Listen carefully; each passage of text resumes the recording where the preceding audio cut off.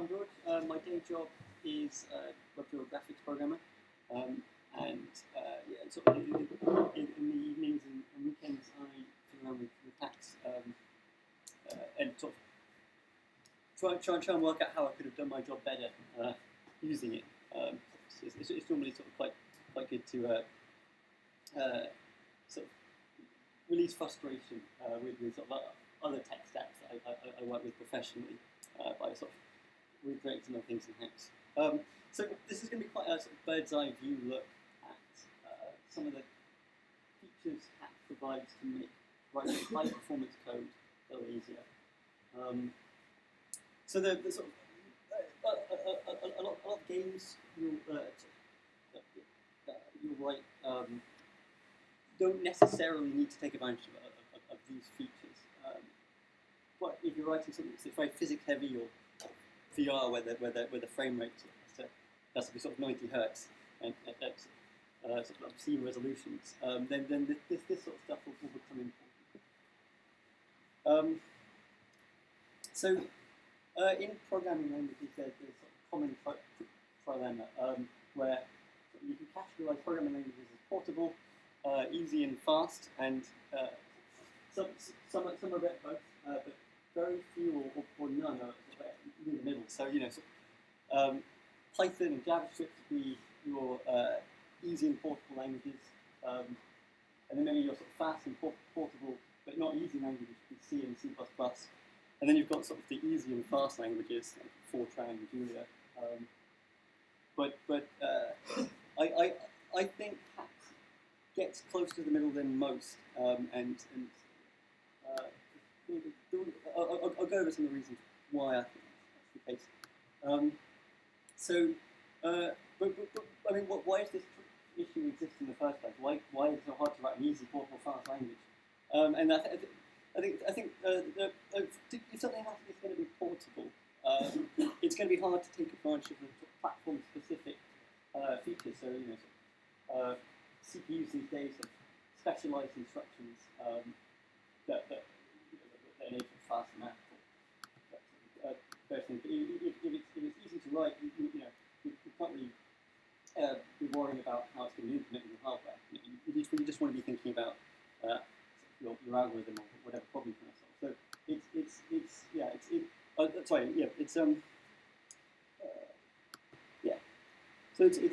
hard to get through. So Haxe has a few sort of special tricks. It's got in order of its powers.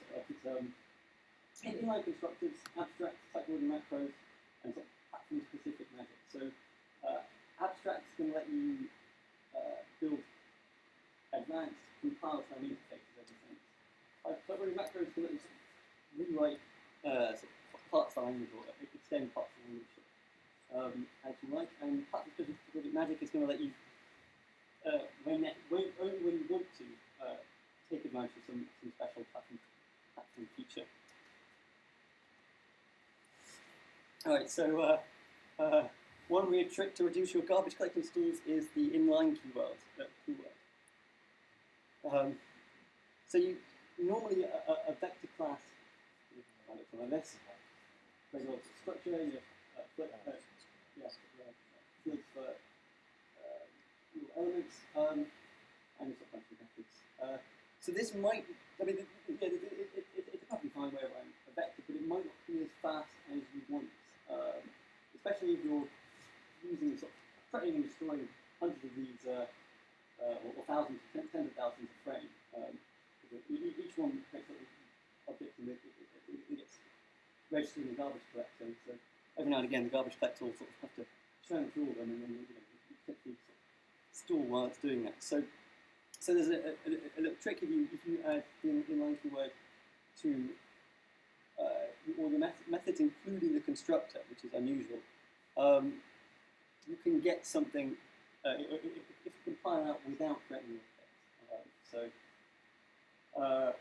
making a vector and the Haxe compile and the bits and bobs produce something that is just the vector fields, and there's sort of the input length functions. But it's really useful, but it's not 100% reliable. it's a suggestion to the compiler. It doesn't instruct it, so it won't fail if it can't inline. So if you have your vector passed to some other to some function that isn't inlined, it's gonna break that optimization, and it outputs pretty much the same thing you put in. So yeah, if you want to write really fast vector class, it's not the best choice to rely on inlines.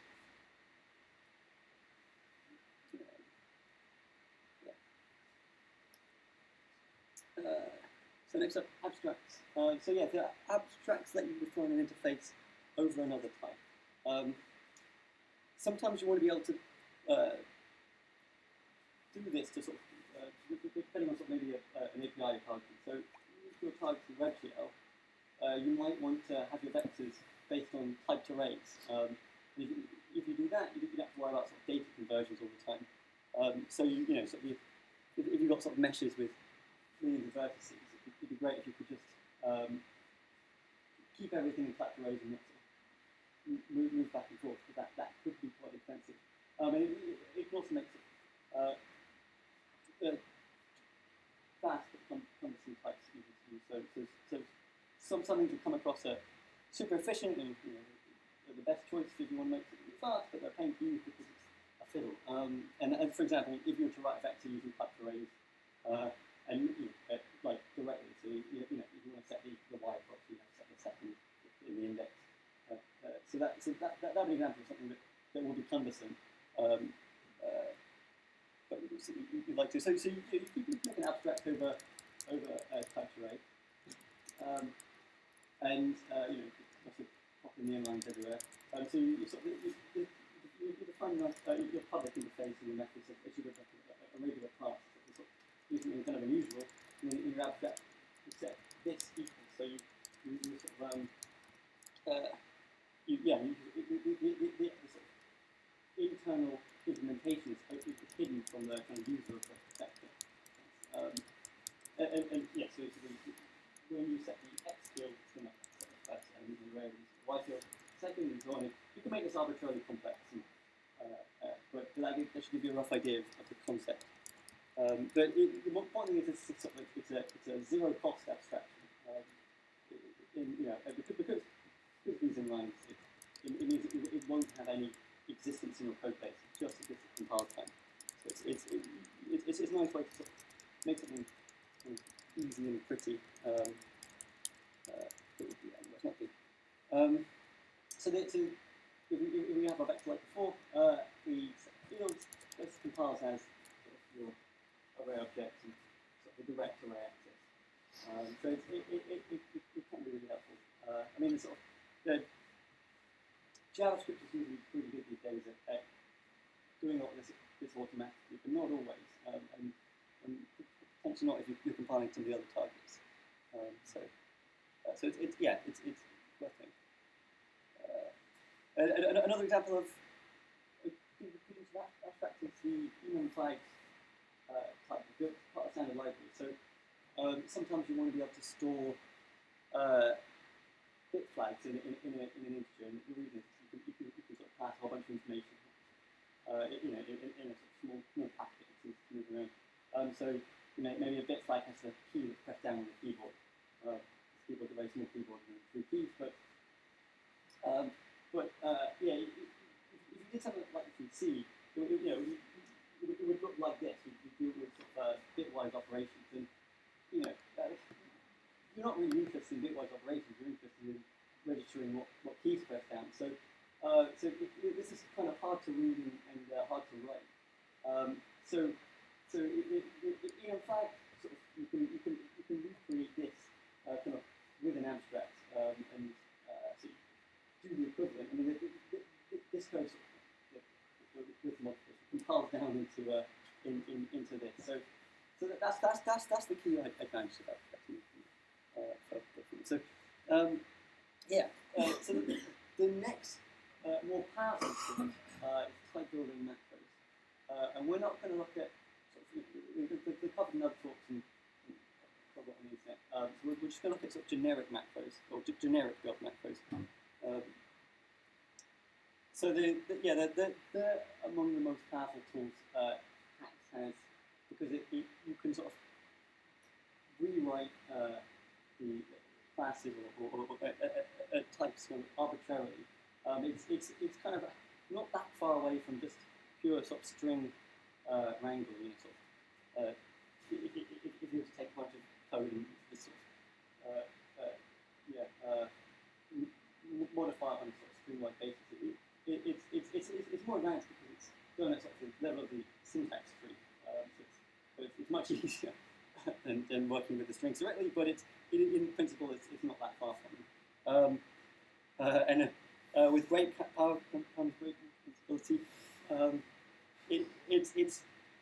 It's not, if you've not worked with type building method before, it's not obvious why you'd want to do it. Why would you want to be able to build a type and file finding? But once you get your head around them, your co-workers will we'll be trying to stop you from using them all the time. It's a change of perspective on things a wee bit. So you want to avoid using them too much, because if they're sort of overused, it can make your code base hard to read, hard to follow. Because if you're changing some of the core behaviors of a library, of the language, say, it's kind of not obvious, what it's going to do, and it gets kind of confusing. So yeah, you use them carefully, but when they're the right tool, they solve a lot of problems. So here's a simple example of the generic build macro. So the common example we had at work recently was we wanted a set of configuration that's strictly typed. So we don't want to make these optional because we want to be sure there's always going to be a cycle and that's going to be supplied. All the fields should be supplied. And so we don't want to be checking for null all over the place. But we want a user of our library to be able to pass them without passing all of them together. So you can build a macro that lets you add optionals to this automatically. So that's what Flash is doing. It's going through and it's adding the optional keyword or optional method to each field. So the user doesn't have to pass everything through, but your library doesn't have to keep checking and can be confident that they're all there.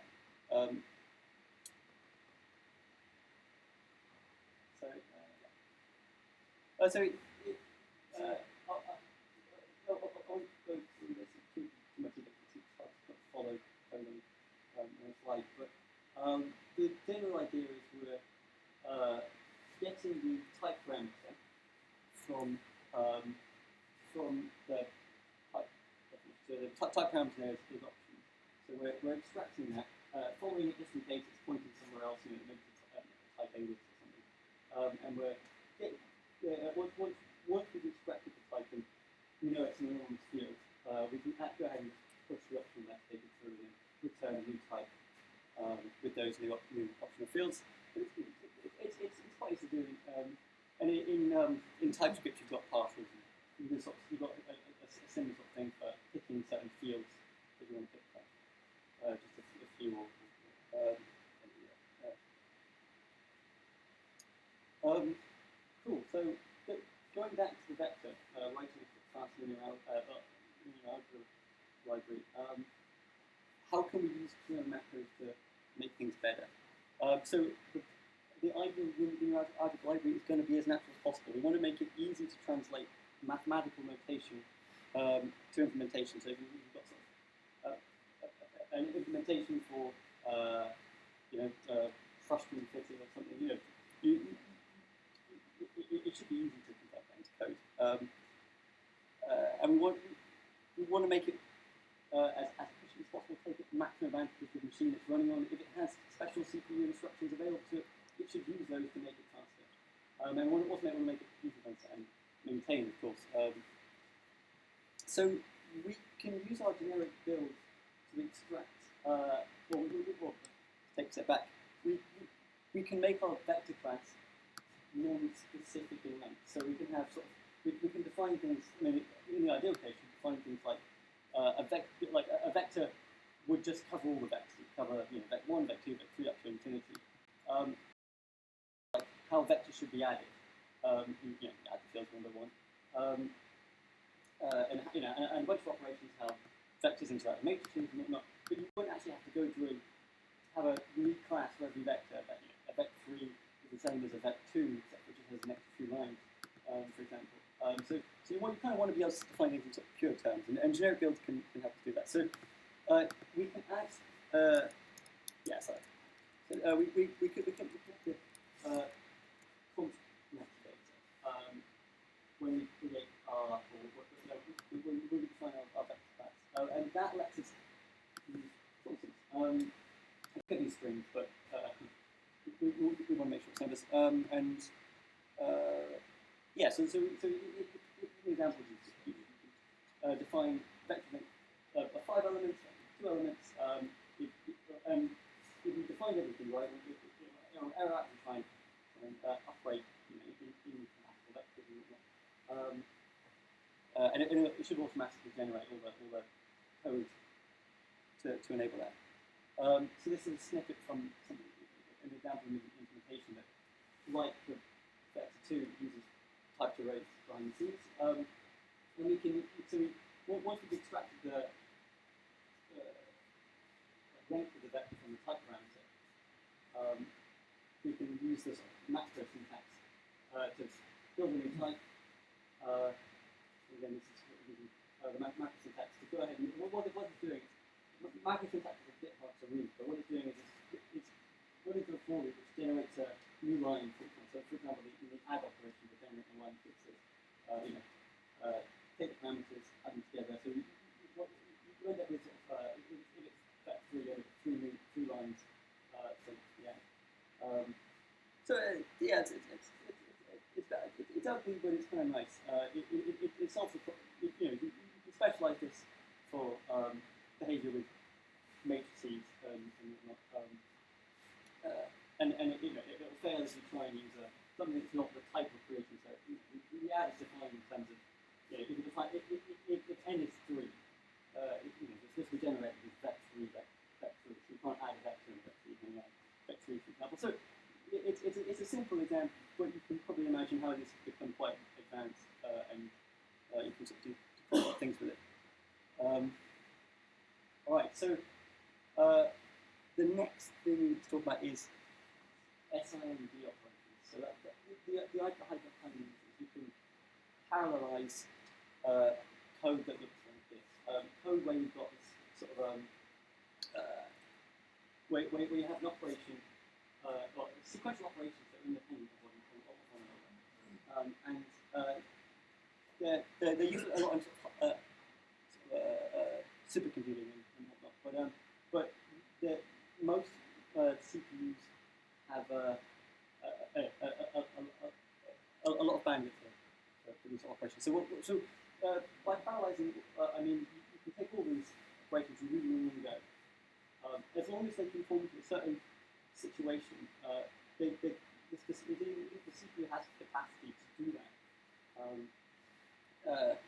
And it'd be great if we could do that in Haxe, if we could just use these magic instructions, because you could get sort of pretty much a 4x speed up from that, and more because some of these operations can do sort of many more lines in one go. I mean, there's a limit, and the CPU but the sort of new CPUs today have like I think 512 bits that can be processed in one go. So that's a lot of operations if they were handled sequentially. Yeah, so it's an example of using SIMD operations.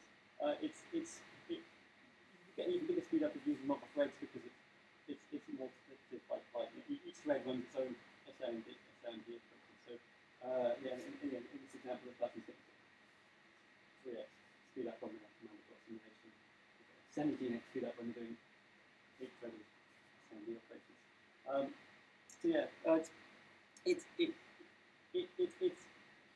a huge deal of your math library is taking up a good chunk of your frame time. It can cut it down by a few milliseconds, which is a lot when you consider you might only have 10. If you're running for targeting VR. Why do I have to care about SIMD operations? Compilers are smart. can't the compiler do it? And unfortunately there's a good reason why they can't, or they can't do it easily. They can, but they have to be just right for them to be able to do it. And it's because C and C++ and many other languages are sort of so flexible that we can't be sure if in this example that B is quite the same memory as C, for example, because the nature of SIMD is we have to separate, everything has to be separate. So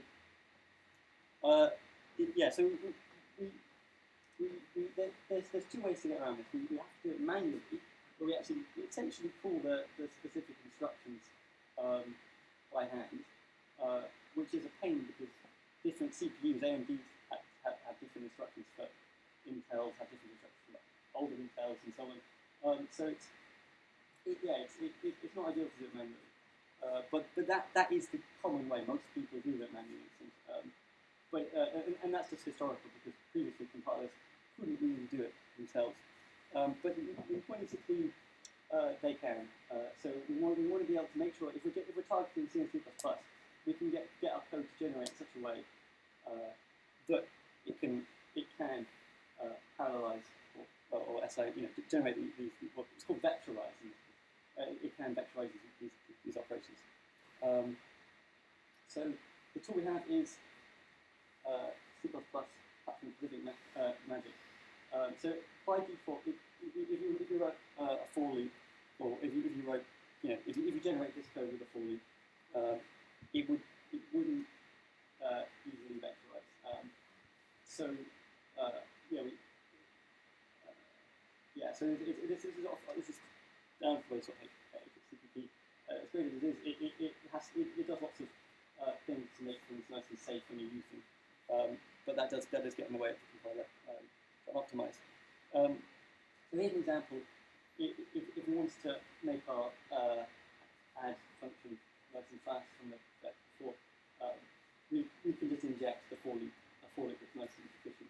Not nice and efficient, nice and easy for the compiler to optimize. I've seen that a lot, exactly how to play with that. So the important thing with this that maybe I think a lot of people have seen this function, but you can pass parameters into it, and that's what this syntax is. So we have a function that takes some arrays of raw pointers. By that I mean this literally just translates into float star. When it passes C++. So it takes those and pops those references in there, and then you've got a nice vectorizable loop. So with the code, so maybe you've done this, and maybe you run the code, and maybe it's not much faster, or it hasn't made a difference. You want to know if it's worked, so you can add for different flags, but you can pass in flags that will output a report on sort of line by line essentially, where it could vectorize, where it couldn't, why it couldn't, and so on. So that's super helpful for if you're trying to track down performance issues with your math libraries.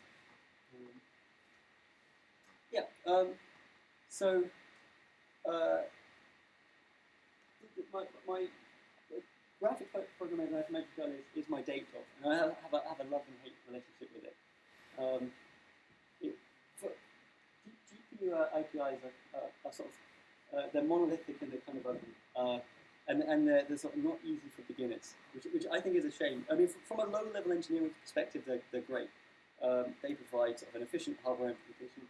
Efficient hardware-independent mechanism to control a GPU, which is fantastic. It's not easy to do that at all. But from the perspective of someone who wants to get into GPU, or maybe who just wants to sort of run a whole bunch of code at sort of massive parallel scale and do it really, really efficiently, it's not easy to get into because there's lots to learn. So to sort of demonstrate what I mean, this is the WebGL API. And it's kind of it's huge. So it's a big sort of stack of enums and functions and I mean, there's 140 functions and 237 enum values, and you just kind of have to read the documentation to figure out where, which goes where, and how to use the functions. So it's kind of not user friendly. I mean, the problem, and all these are in some big global namespace, and it's a big sort of, state machine. So it is sort of a nightmare to use sort of by hand, but manually. Yeah, and on top of that, ideally, when you're programming for GPU, you've got some idea of something you want to run. Maybe you want to draw an image and you've got some program to color each pixel. You can't write that in the host language. So if you're writing in Haxe, you can't write your shader in Haxe, or if you're writing in C, you can't write your shader in C. It has to be written in some language that's specific to the API. In WebGL, it's DLSL, it's like C-like language, it's passed as a string. So it's a strangely messy process. So anyway, so how can Haxe make the ideal GPU API that other languages haven't been able to do? You can in fact write Haxe as a shader with Nicholas has written shading language. But I'll talk more about that in a second. But ideally, you don't want to be using multiple languages. You want to be able to write a program and have that on the GPU. And you sort of don't want this sort of separation between the GPU and GPU objects. Like if you have a texture, you want to be able to just act as a texture width. You don't want to have to call a bunch of functions that will eventually return a width. So you want it sort of nice and simple, like you'd use any other sort of library. So it's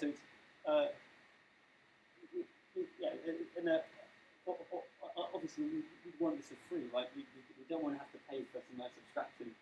We want it to run as fast as possible.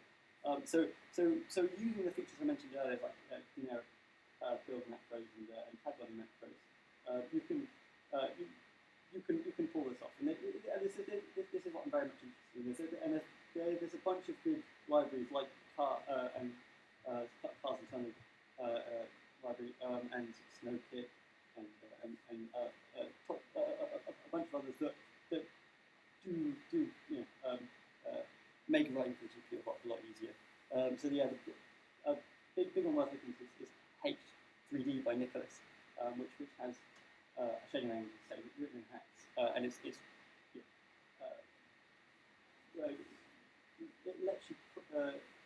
lets you it lets the compiler know about what's going on in your shader. So you can, if you can imagine, if before you have to write shaders as strings, it means you can make a mistake in the way your shader is connected to the rest of your code, and you wouldn't find out until the program ran. And look, if you can do it in the same language, you need the compiler to be able to catch errors like that, and a whole bunch of more useful things.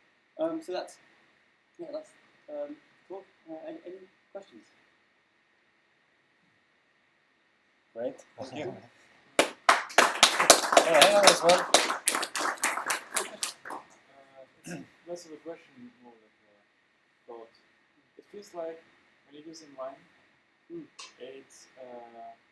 makes your code better. And according to your code, you use inline everywhere. Why would you suggest it's not a default behavior in some kind? Yeah. I see. It's there's a number of reasons when you wouldn't want to use it, and that the problem is if it's not code that's called really frequently, if it's code that's a function call isn't that bad. It's not super expensive. So if it's only we've got some startup code that's a bunch of nested functions, it isn't. If you inline them, it wouldn't really make a difference to the user. But the problem with inlining too much is you get sort of explosion lines of code where you've got a big function that includes some code, and that maybe includes another big function because you get the big chunk, and then maybe that function is called twice, so you get that whole thing's duplicated. So you sort of use it when you need it, but yeah, if you use too much, but the code size. And most compilers like the JavaScript compiler, the C++ compiler. We're all very good at inlining automatically anyway. So it's only in those cases where you want to really be sure it's inlining and not accidentally fail to inline.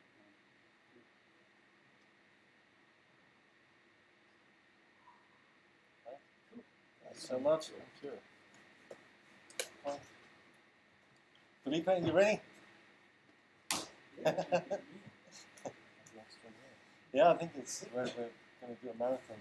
So I think that the presentation was really useful because it poses a number of basics that are relevant for us.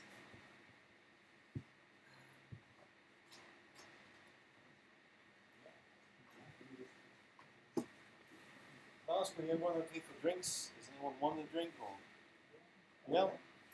Let's grab something.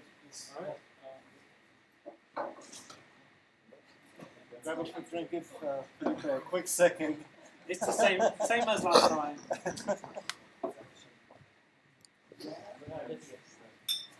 Yeah, just maybe seems this 1 minute intro quickly. Freshen up.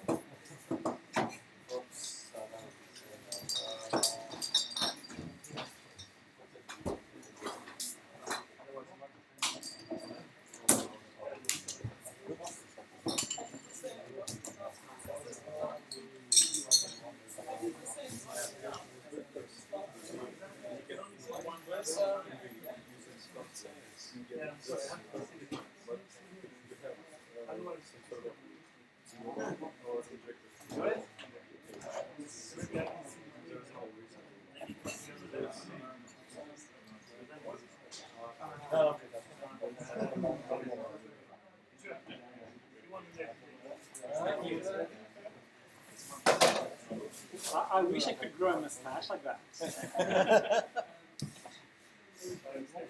Few months, few weeks. You can always glue it up. Yes, I tried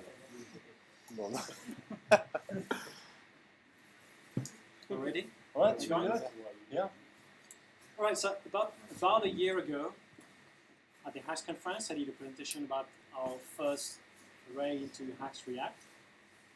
And since then, a lot has matured. We have used that in production, kind of using that vanilla, and we've improved on it. We've added a whole lot of macros, experimented on other things, and we're in a situation where now it's pretty stable and pretty good to use.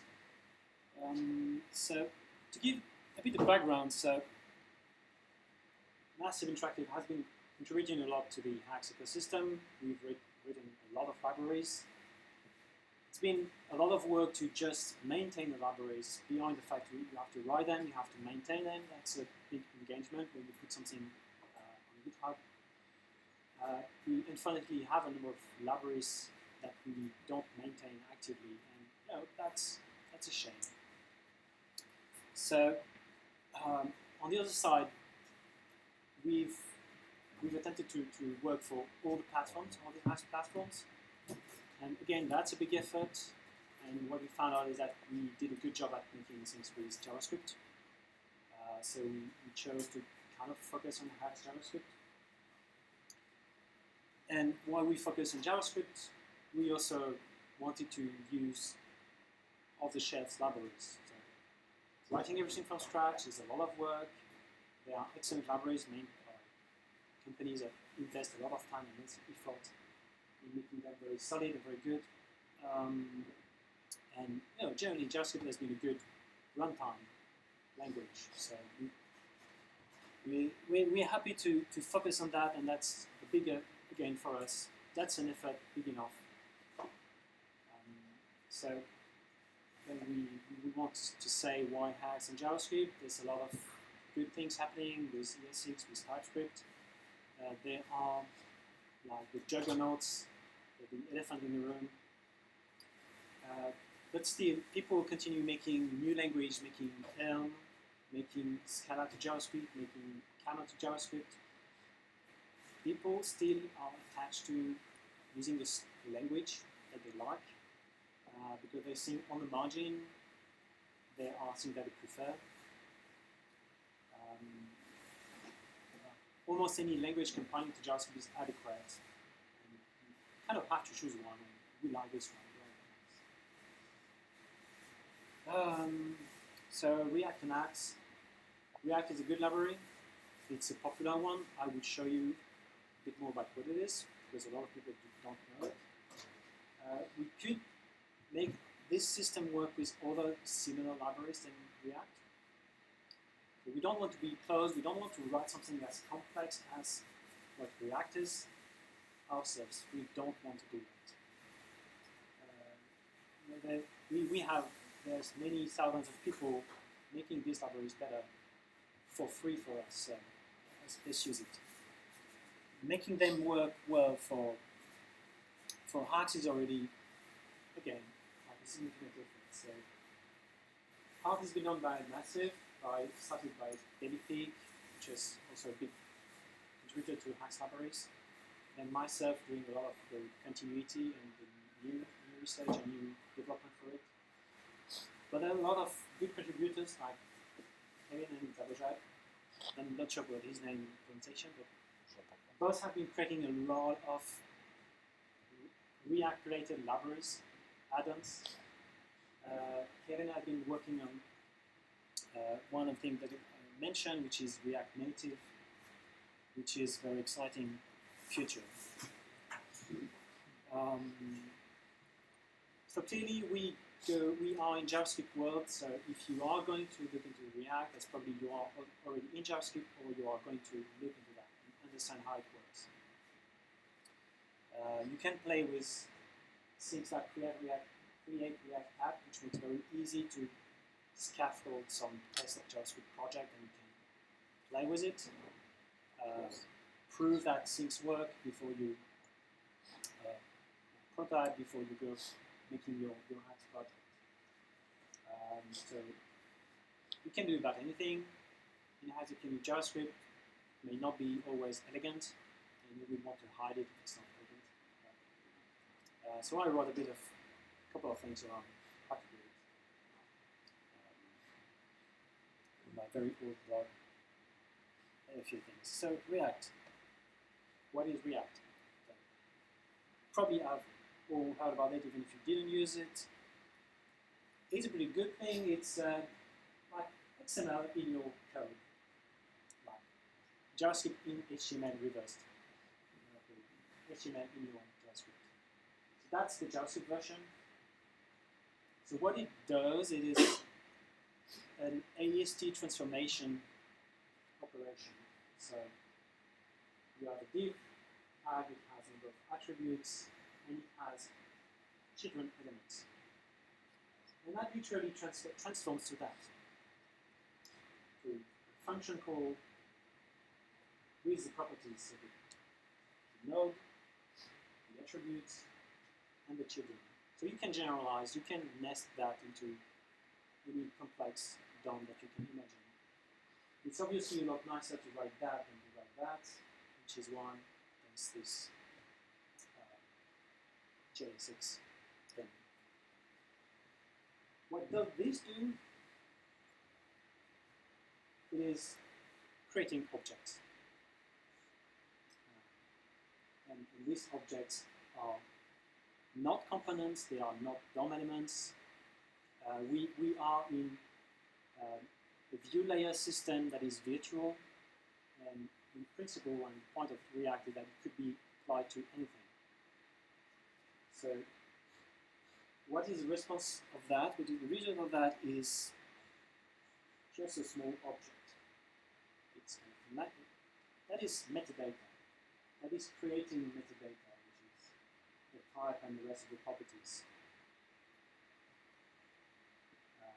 So which means by default for every node of your HTML-ish, XML-ish DOM, you have a function call and an object. But that is light. This is not a component. You don't create any custom logic, heavy logic with doing that. So what will happen is that you will have the React machinery, the virtual DOM machinery, that will take control of that and do something useful with it.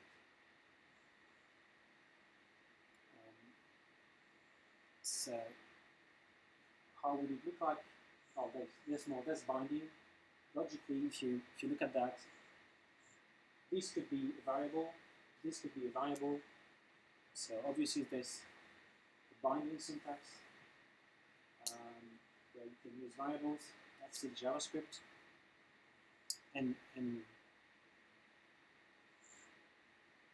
that's going to be similar in Haxe. And really the thing is that what is the whole point of that? Why do we do this kind of syntax, and why it is important and relevant? So it's a virtual DOM, that's a view layer, that's how you just manage the rendering, that's how you manage updates. It is not limited to DOM. There are a lot of backends for React, and you can write your own. So one of them is for Pixie.js. You have a number of them that some are for Canvas. There's one by Flipboard team doing the Canvas one. The point is that virtual DOM and view layer is the point that we want to make that simpler and more compact, because if you write everything by code, if you have done ActionScript, or it's like manual ActionScript versus Flex, XML declarative versus writing everything by hand. So we use React because that's one of the simple and robust solutions. There are others. And also because we are thinking long term that we are going to be using that as well for native development. So the view layer doesn't need to be specific to the technology. The virtual DOM just works with native, and there's this React Native initiative which is getting a bit mature. And we don't use it yet, but we think it's going to be an interesting long-term solution. So it runs on the JavaScript VM, can run on native. So we have the simplicity of JavaScript development, a virtual DOM, and you can have the native performance. So we're looking for that.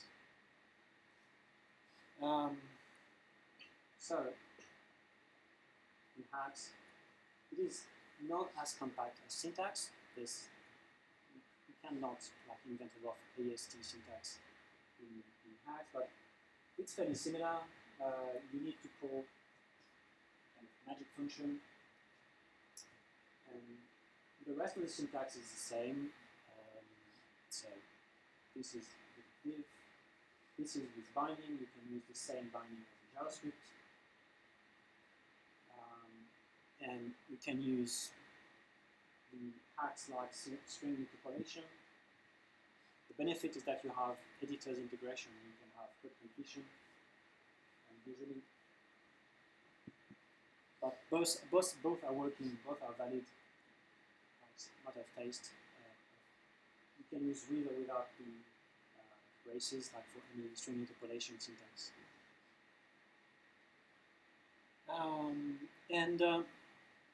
One of the things is that,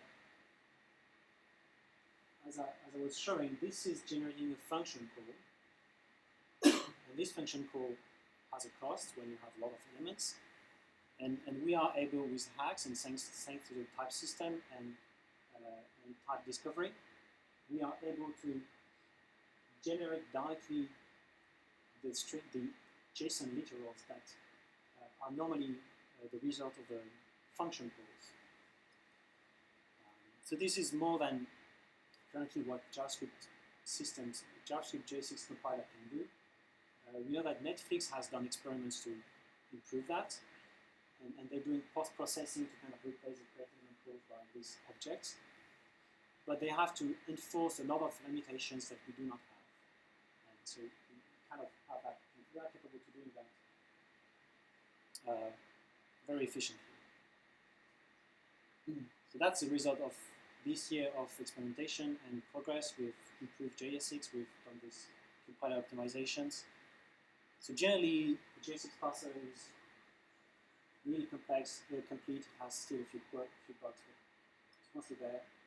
It supports all the features that you don't know that you need, like spread operators, default values, functional status components.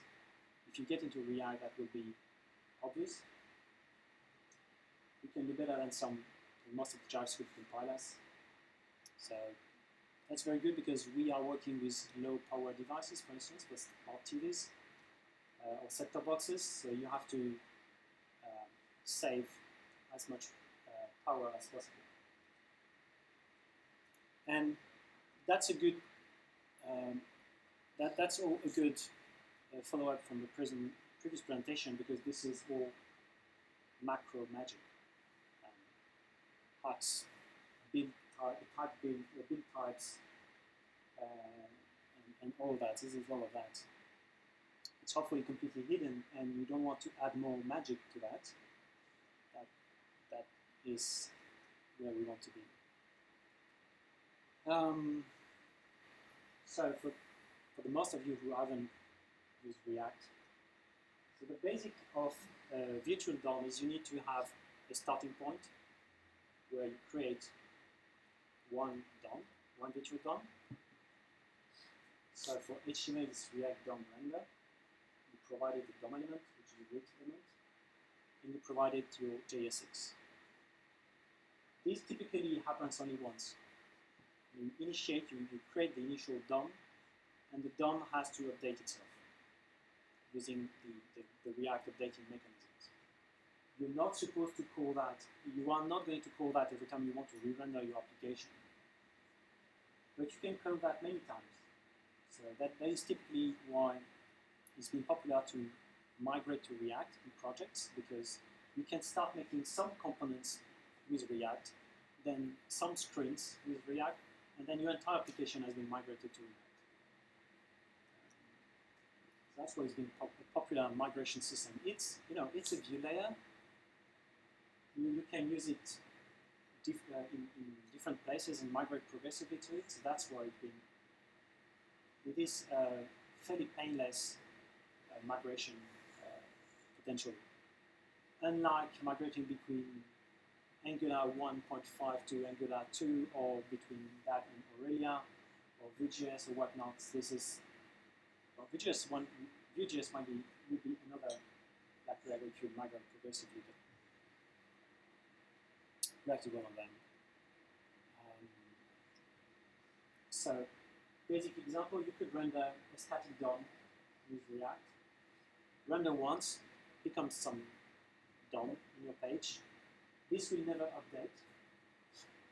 So what you would have to do is to re-render in a container. So you could render and re-render a component, but that's not really useful. That's not how it's supposed to be done. The principle of the virtual DOM is that components in this DOM will trigger updates. So you need in your initial render to have at least one component. So here we're using the same bracket syntax and including what would be a component. And this component should have a life cycle where it's going to update itself. By updating itself, it is going to cause re-renders locally of your DOM. We typically only do that once. When that is set up, it will work together. It will work on its own, just using the React machinery to update your DOM when things change. That would be a very minimal component. A minimal component has a render function and has to extend React component. That will be very basic. And this render function has to return JSX, which is React elements, which are virtual DOM definitions. They will have to be transformed into actual DOM or Pixie.js displays or native iOS Android views, depending on the components you're using in your markup syntax. But this is still static, it will not update, so we need to change its state. So the next thing is that the component has a state, you have to set the state with new values, and by setting the state, React will schedule DOM updates. An update means it's going to call again the render function, get the metadata that you have emitted for the render function, and it's going to do a comparison. So, did that change, did that change, did that change? Or we have new elements, or we remove some elements. So it's going to try to efficiently create and update DOM components. So set state will update this.state object that you can use in your marker. So that this.state.fuzz come from set state.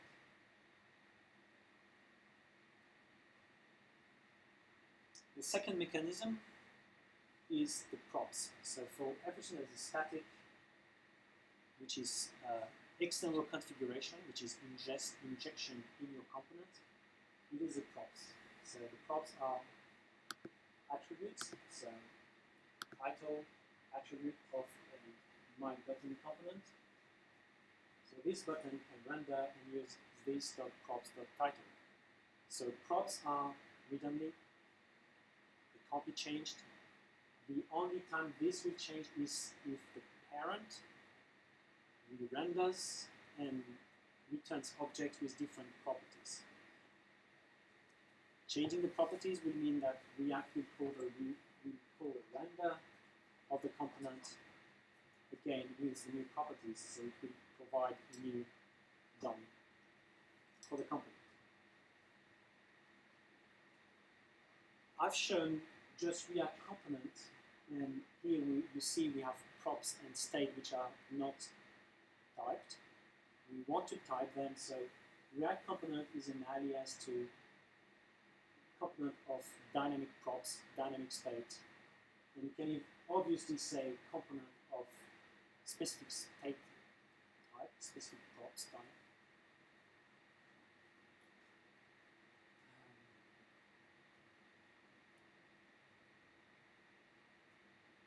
Obviously, when we are in this case, we are creating components that are kind of heavyweight because they create a class instance to just do a DOM rendering. So it can be simplified by just a function. And you can just use a function so that the stateless component is just a functional component. It will receive the props in the attributes, returns metadata, returns JavaScript JSX elements. And that's all. That will be done. And whenever this component is used in a parent component, whenever the parent renders, it's going to call the render function. Call this function like a render function with the props. I hope you start to see the way that we create components. This component can change state. When we render, here we can have child components. This children component can have attributes. These children components can be classes or functions. And you will define your UI like that. You will design and compose your UI with components. Composition is a keyword here in React. You don't want to create very complex components, and you don't want to extend components by using traditional inheritance mechanism. So what you do typically in React is to use high order components, for instance. So this is one mechanism. So this component returns another component directly. So it will not exist as is in the DOM. It will not create a DOM element for it. It returns some other elements who may or may not return DOM elements.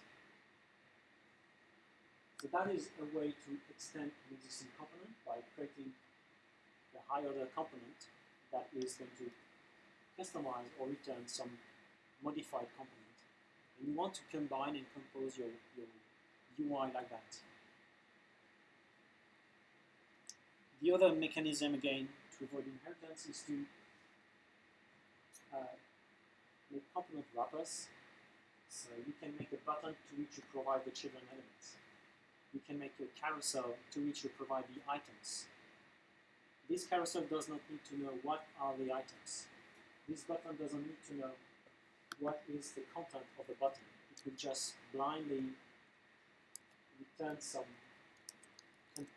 wrapper component and insert inside it the children has been provided. So two mechanisms, high order component, wrapper component. You should normally not need to inherit in terms of extend classes. This is pretty bad, and it is pretty bad, especially when we go to the next step, which is how we architect React applications. So slightly more advanced topic, state changes. You probably will need to read about that. I'm not going to spend too much time on that. I do when I do an internal training explaining that. But state changes can cascade rendering. So we render and render the children and the children and the children. That can cause complex recreation of a new DOM and the comparison of all this DOM, and we risk to create useless updates. So there are mechanisms using always the key attributes when creating a list of elements, so it knows what was removed, what was added. So if you create a list of elements, they should all have a key, so that if you remove one element, it will match by key, and knowing that this element has been kept is the same, this one is a new one. And then there are code-based mechanisms to control whether rendering is needed or not. So prevent rendering, that's an interesting topic. So generally, it's used by, I don't know, millions. I don't know how many projects using that. That's rock solid. And we're starting to be really, really good and mature on the Haxe side. We have delivered one project which is using React without the macros, like without the JSX. And we have two projects ongoing using JSX. So we hope during these projects to really nail the robustness of the project.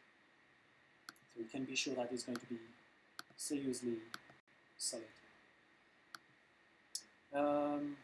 Touching on the boring point is the architecture. It's a view layer, so you can architect as you want. So basically, if you have a JavaScript architecture, you can normally use it almost directly as a view layer. But there are different approaches for architectures. The thing is, it has very few mechanisms to architect an application. It doesn't help you for that. And there are millions of ways to build React applications. So we've done two examples. So one with Redux and one with MMVC. I'll go to that point. So Redux, again, in the JavaScript world, this is the big thing. This is a state library for a certain type of architecture, which is called model intent, which means you have a central store. When you want to change it, you don't mutate it.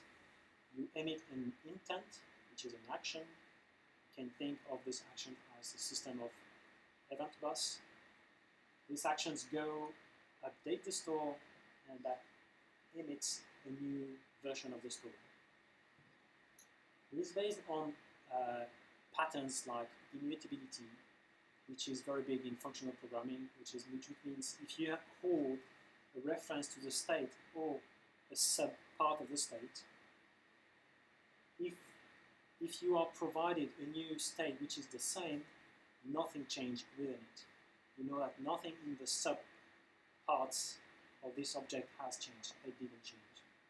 Whereas if your object has changed, then you will have to update and check more precisely whether some parts of it have changed. It is incredibly popular. Everybody goes to even Angular apps try to use that as the data store for the applications. But it's still a bit young, and you need to build experience using it. So if you start doing that, you will do a lot of refactoring until you wrap your head around how to properly design that. Well, it's a very, very exciting approach. We have one project using it, and the other architecture is MVC, so MVC, dependency injection based, like robot legs. So dependency injection, commands, view mediators, singleton signals, messages. So it's more classic MVC architecture system. So MVC has been created by Massive, support of robot legs, and we've used this in absolutely huge application, incredibly complex applications. Think megabytes of JavaScript, and it's rock solid. If you are into MVC and dependency injection, it's a safe bet. And we made it fit very well with React, so that very easily. So we have another big project using it. They're quite happy with that because they like the MVC and MVC approach. So these two architectures depend on one big concept in React. So if you are going to do that, you will need to be aware of it's the context. So far I've just shown you state and props. So if you want to give something to your children, you have to give that in props. So imagine you don't want to give that something to my child, so it's child and child and child and child and child, in order to provide something down the DOM. That would be very inefficient if you have to provide everything down components. So the context is kind of a mechanism where you can have where you can provide deep in the view in the virtual DOM. You can provide references and objects. So the principle is that you have a provider, which should be a React component, which do not generate any view usually. And then you have consumer, which are other components that will query the values that are provided. So that's the mechanism. You wrap all your VDOM by the providers, and anywhere deep in your DOM, you will be able to have consumers that can receive the values. That's kind of singleton mechanism within a specific tree. So you can have different trees with provided references. So that's slightly better than service discovery system or singletons. So for Redux, you need to provide the store to all the children and provide a way to dispatch intents. MVC, you need to wire the mediators to the view. So the principle for MVC is that when a view is created, you create a mediator that is going to puppet the view. And this mediator will be injected with all the dependencies it needs. React Router, so that most of the interesting libraries in React, which are structural, need this to provide. For instance, if you do application routing, you need to have a way to deep in your application to trigger a navigation. So logically, you need a way to know where you are and trigger navigation. That's just examples, a lot of them. Yeah, I don't know if I show you a bit of code. What time is it? How much? That's okay. That's good. We've got all evening.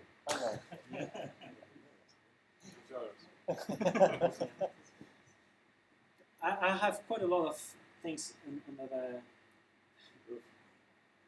on the rest of the presentation. I could go very far and very long, but let's try to show a bit something. So I'm going to show you, so that is like a to-do application.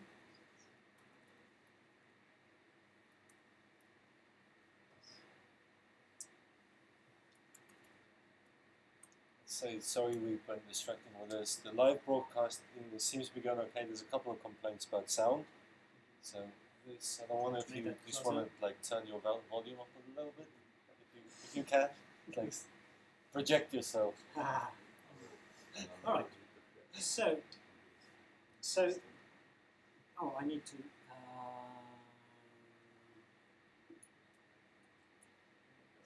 So, oh, cool, interesting. Yeah. So this is like a to-do lab, right? So it is a virtual DOM, and with React, it looks like a classic JavaScript application. I can go and toggle some to-do items. It's not very amazing. As you can see, when I'm touching that, the items get a different color because they have a random color change to visualize that there's been a re-render of the components. If the color do not change, there's no re-render. So you can see I'm changing some state in the application. And in that case, I'm really updating the state of the store, which is based on Redux. And this creates a new list of elements, and this new list of elements leads to potentially re-renders. But I can see it's quite clever in seeing that the items did not change, only the one we changed the state of the item causes a re-render. So one of the cool things is really debugging. I'm going to check that. Connect to the React. So what do we have? Interestingly, we have a number of things.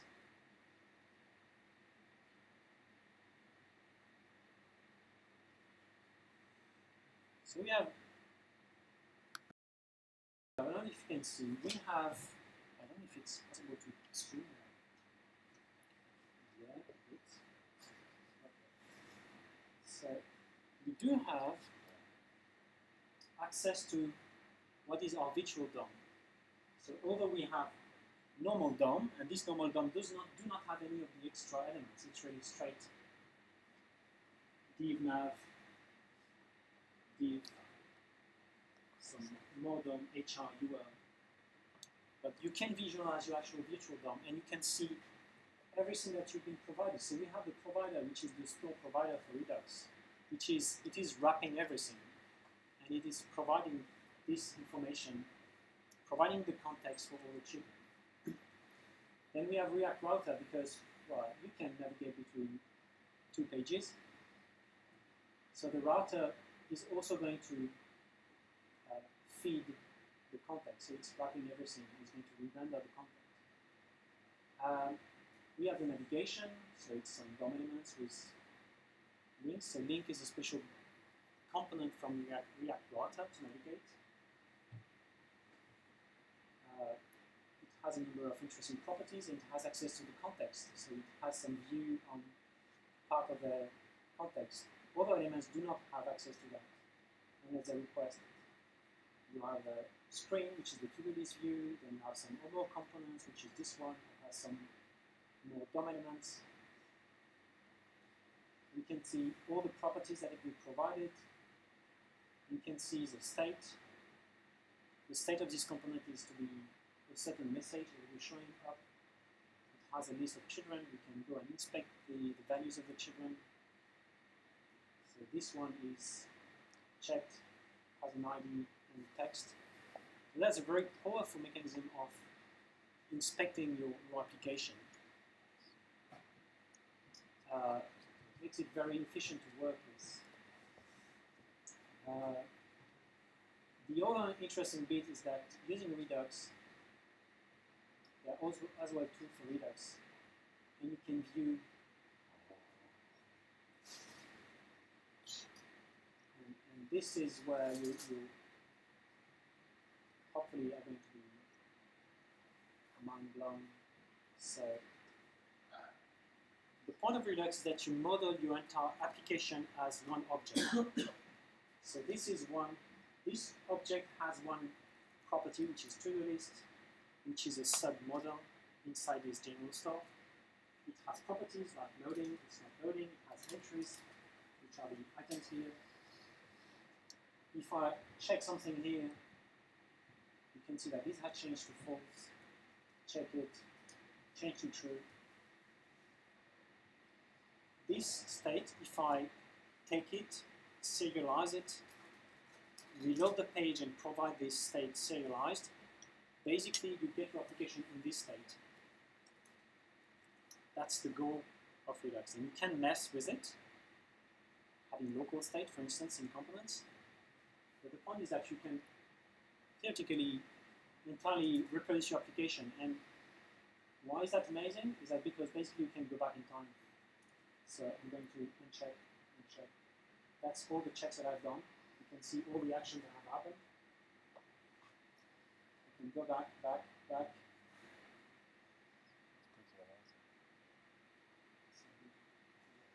Beginning of it. I'm going to continue going back. Here I had a programmatic insertion of another item, which I'm adding and removing just by going back in time. We have the not loaded state when we were still querying the data. And we can go back to the beginning and replay basically that. Which means it is an efficient mechanism because all the data that did not change is the same data, are the same objects. So it's not like we duplicate everything in memory. The top reference to the state is combination of previous object that did not change, a new object that did change, and you can hold this reference forever. It's just going to give you what was the application, some actions before. If you go back a step, does it mean that it actually does the initial state plus all the steps until the previous one? No, because it keeps the reference to every single state. So, okay. So, and that is not very costly because the object, as you see, it's going to be, if the entries change, that's going to be a new array, but in this array, all these items will be the same, except at the item where there was a state change. So just the wrapping objects are new objects, but all the items and the entries and maybe the entire, like if you have all the objects in your store, they may never change. So how do we use that? So the principle is that to use that, you have to connect. You have to wire your components with this store.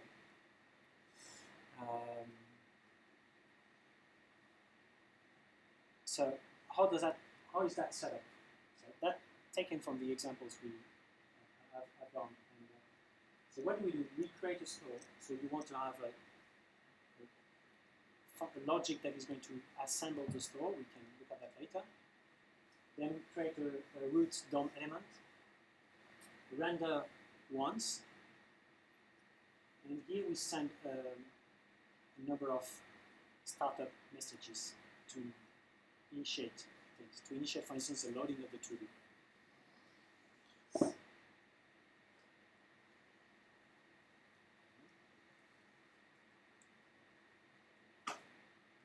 We're not going to look into detail, but if you're interested with that, we create models, and that's just, it's following the normal Redux API, but enhanced for Haxe. So what we're going to do is that normally, if you want to action something, you have to follow a certain API within Redux. So I can show you a bit in the screen. So the principle is that you have reducers. Reducers are the ones that are going to update your store. So each reducer is going to update a little bit of your store. The principle is that this reducer is a function that receives the current state, a change request, an action, an intent, and it has to return you either the previous state or a new object, but just for this small part of the store. So that's how you basically put together all your models of your application. So your models could be all spread out as, so if you use an MVC system, you would have a model for your for your list, a model for that, a model for that, and you will interact directly with each of the models to say, oh, you change that, you change that.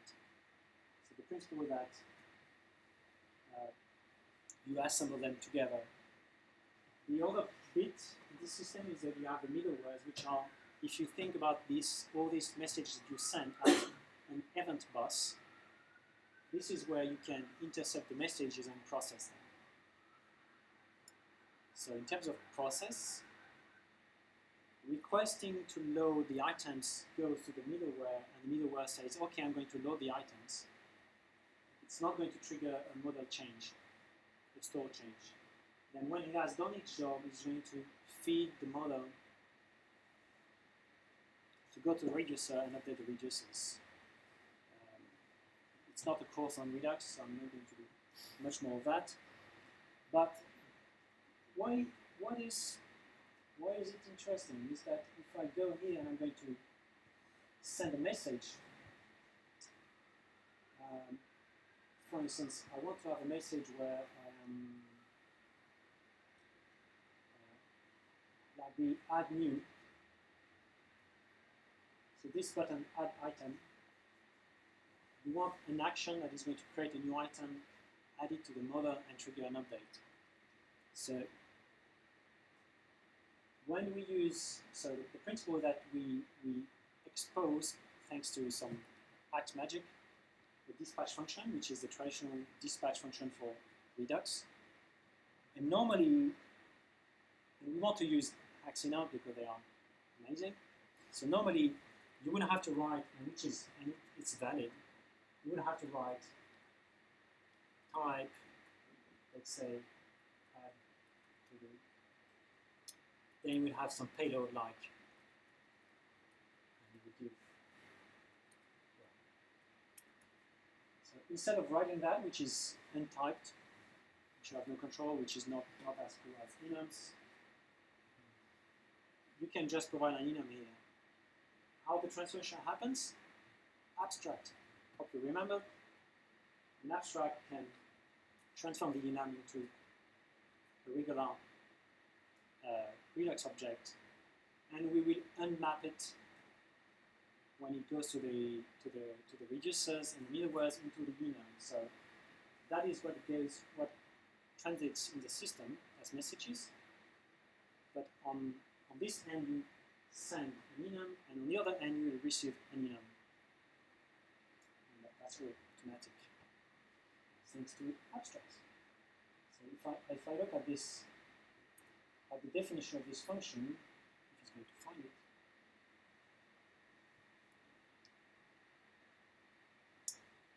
it's going to be long to find it. So it is created by macro. The other interesting bit is how you extract data from the store. So this is a component, this is a connected component, and as a connected component, it will receive a dispatch function, and it will also have a map state function, which should be static, because it's not instance specific. It should be really a functional transformation of here's the store. This is the entire application state. Here are the properties of this component. So you can configure a component and say, provide arbitrary values saying you should behave like that. And it has to transform this state into, in that case, the to-do list state. It has to return a state which is valid, which is transformed. So we get the to-do list model, get the entries, look if it's loading, count the items, say 0 item, or create a string with the text of the items, and we update the state of this object with that. So that the mapping, so that's the concept of mapping the store state into your local state.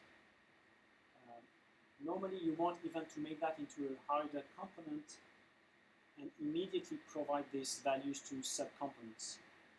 Here it's not really done well. We should not include both the mapping and the connection or the rendering. That's not a great practice, but keep things simple. That's basically how you wire things together. And we can do interesting things. So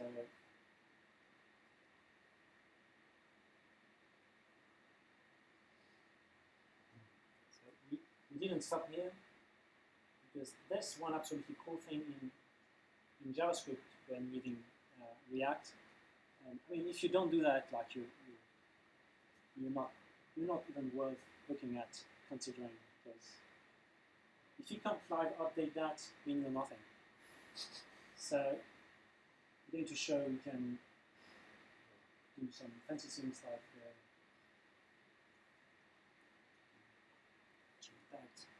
Say, oh yeah, cool.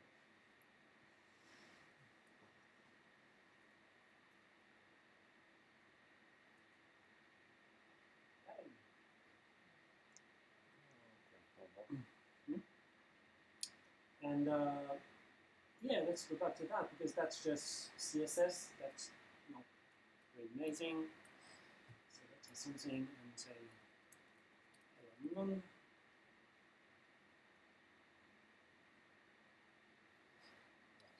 Like demo. Yep. Because I changed the static, which it doesn't look at. Is the inline? Hello. Yeah. So as you can see, all the colors change when I do that.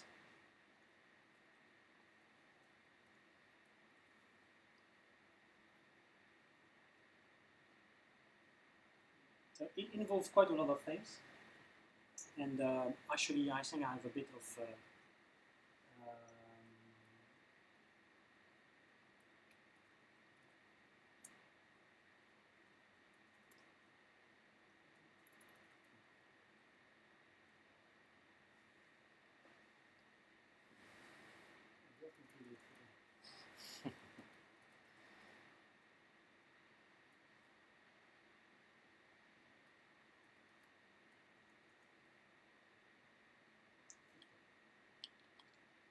Wrong track. Okay.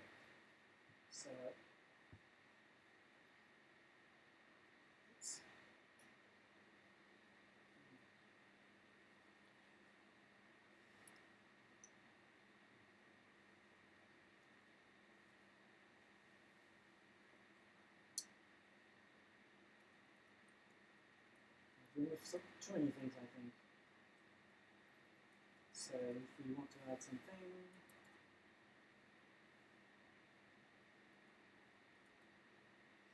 there's an error in my JSX. Thank you for noticing.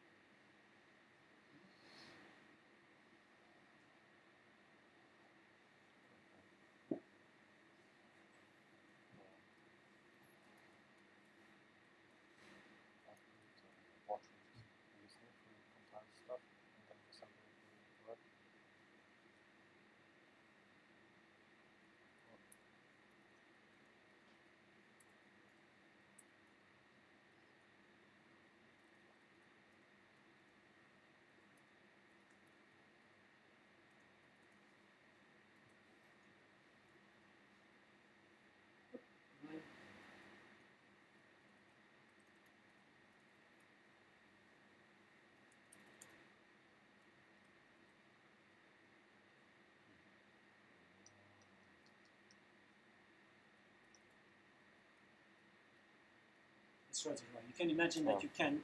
The goal is really to build UI directly, quickly, and library everything. So both the HTML, the CSS, and the JavaScript. So we've been hard at working on that. I mean, especially making all that work. And this all leads to something, is that if I go and change the code, if I go and change the code of the add button, if I want to change this text, so if I create that, it's going to say a new task. If I want to say change that, and without updating the code, without losing anything from the application, and again, that could be Pixie.js or whatever, and that would be possible. So without doing that, we can update everything. So the approach of that is, what you need to do for that is to reload your Haxe code. So you know that normally your Haxe.js is one big piece of optimized, compiled JavaScript. So as you can see, he's saying reloading the to-do list view. If I go to the if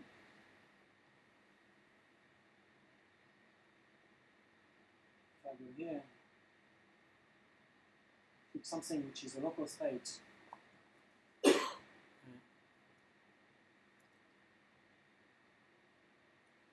get the about view.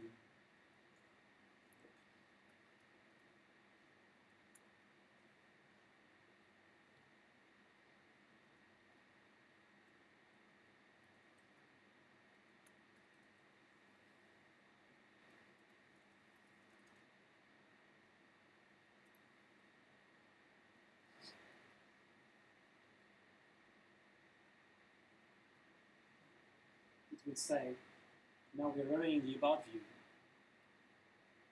So what does that mean? This looks like a class name. Okay? So what we have is there's a mechanism. I'm going to go back to the presentation probably. There's a mechanism which is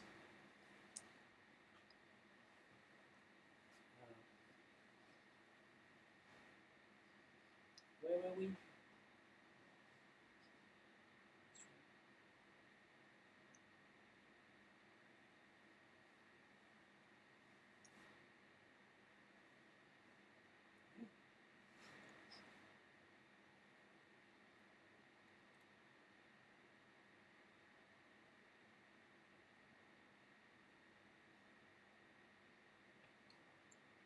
Which is, to do that, we splitting the application. We get out of the single JavaScript application. So very quickly, the goal is to have a smaller JavaScript when you start your application. We have applications which are multi-megabytes of JavaScript. That is a shitty experience for the users. So what you want to do is to have a small core JavaScript file and get quickly to the user. So how to solve that? Because that's something that the JavaScript community has solved. Well, you have to split everything into something that is going to be faster to download for the user. And also, this is a critical component to hot reload functionality in your application, because you need to just reload the view side, rewire everything, and re-render with the newly loaded view code that you have committed. So how to do that in Haxe? There's different approaches. This is kind of, modular.js is kind of the future. I think it's a good long-term direction.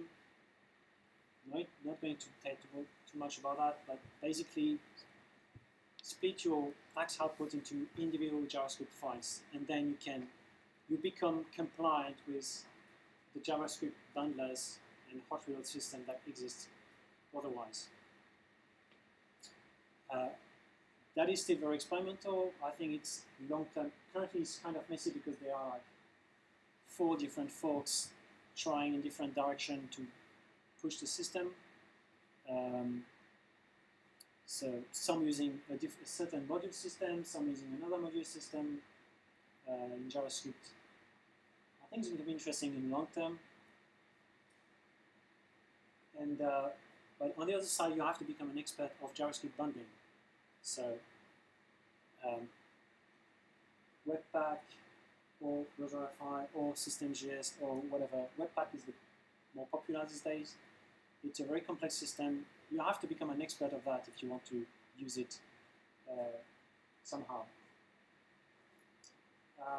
So other option which I wrote this year was, which I gave a first hint at the conference last year, and it was a mix of splitting the code kind of manually and using Webpack to hot reload. That was a bit a monster, but the idea was here. So I made it bundler free. It's using its own system to serve and live reload. It's based on the way Webpack hot reload, hot module replacement is coded, is written. So it's based on this code and using the underlying JavaScript libraries that make that possible. So it's exactly the same principle as what you have with Webpack for hot reloading. And so basically, we're butchering the Haxe output automatically this time. Why I think it's an interesting approach is because you could adapt that to other targets. The automatic splitting of your output could work with, I don't know, Nico, Hashlink, Sepia, like HXCPP and Sepia. You could use it to emit different applications and make that modular for the Haxe targets. So this is why I think the API, the general approach, is interesting.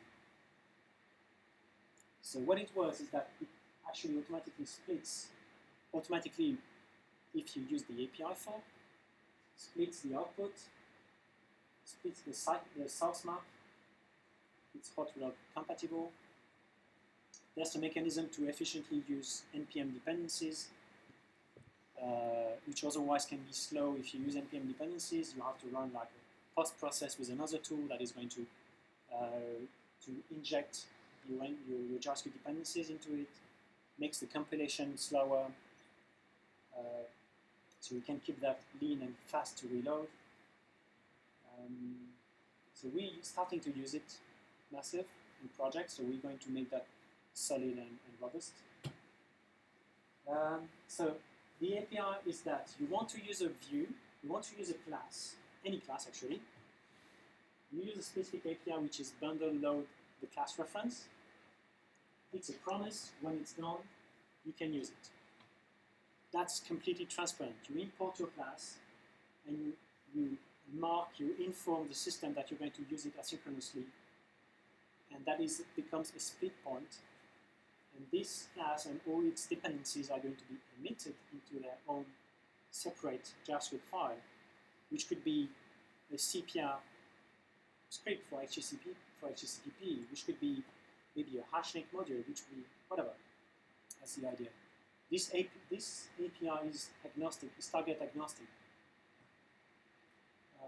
and it's very natural. There's no, it's clear what's happening. So again, it's macro magic. This is replaced with something with replaced by the ID of the class, ID of the module that's been emitted to be loaded. React router, forget it for now if you're not using it, but basically there's a slightly different API, but in the application I've shown you, we're defining the route bundle with the class reference, and this marks that we will have an index.js, and the to-do list and the about view are going to be emitted as different bundles automatically. So that's a way, a very, yeah. So can you try progress? Can you what? Try progress. So you get well, that is dependent on the JavaScript APIs.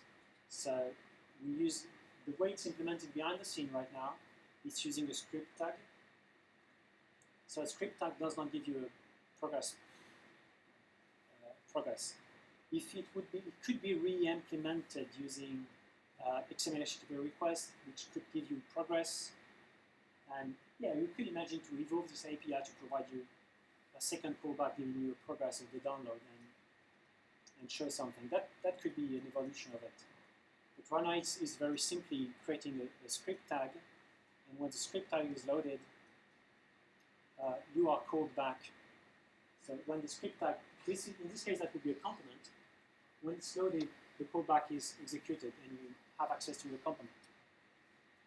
There is some scope wiring magic happening, but it's a natural, simple API. So there are macros. The class reference is flagged as split point, replaced by a fixed API, which is an API meant to download asynchronously scripts. So it's going to load the JavaScript file of this ID, and you can use this API if you want. If you have the JavaScript file, you could just use that to use the principle of creating a script tag, and when the script tag is loaded, having a callback. And the principle is that the Haxe.js output is sent to a temporary file and is going to be butchered.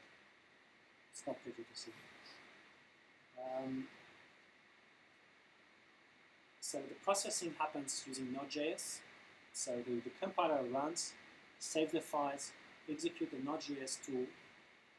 Why Node.js? Because I'm not going to, I didn't write the JavaScript parser or whatever. So and you want the brute force more than Nico to process that. So what happens? You have an output. If you have ever looked at the JavaScript output, you have a class, a header, a class, a class, a class, a class, and you have a map file. So the tool has to split, go and say, okay, I'm picking that in the main, picking that in the main. This goes here, and this is a dependency of the player, and it recreates the JavaScript files, and it even splits the map files. And it has a very tiny bit of wiring magic, which is going to make that possible to join the scopes of several JavaScript files, because normally it's completely isolated when you generate a Haxe.js. So you have to make them join so you can use the classes of another JavaScript file in the other one. So there's two phases: analysis using the core.js to make the action script the AST of the JavaScript file. Dependency graph is built of all the classes. That is brute force by analyzing the JavaScript AST. And based on that, we know the split points. Emit, easy. We emit the JavaScript files, and the new source maps split based on that. It's really not that complicated once it's done, but it was fun. Yeah, that's about it. So that's the hot reload. I'm not going to go more on that. I already shown you. I think I'm stopping here. I've given enough. So yeah, you want to hot reload code. That's absolutely insanely cool. And that's why people are moving hordes to React Webpack, because they can make their view live reloaded. And that is why these JavaScript technologies are really killing the others, because it's so amazing to have this feeling that you can update your code live. So yeah, that's it. So there we go.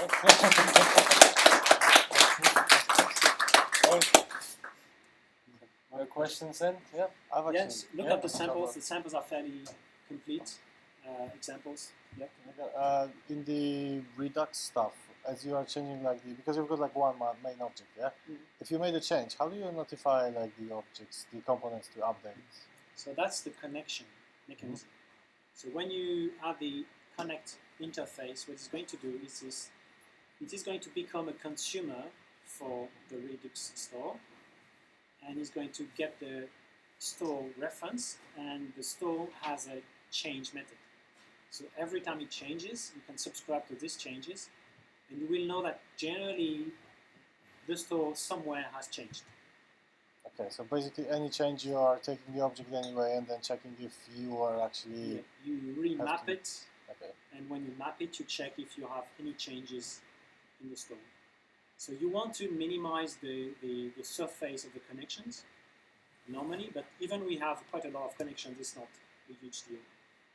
Right, I need to give a word to Conrad, who came a long way to show us more magic. Oh, there we Yeah? go.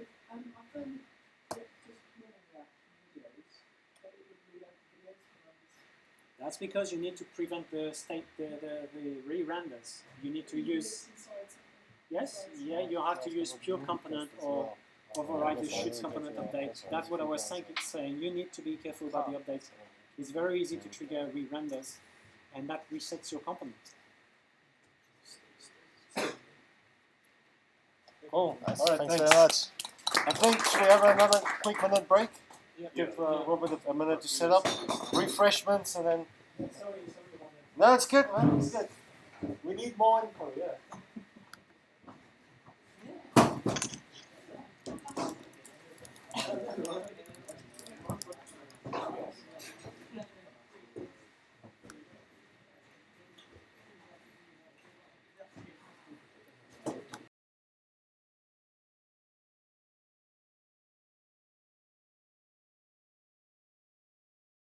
Et du coup, je sais comment c'est fait. Par contre, là, je ne sais pas en fait.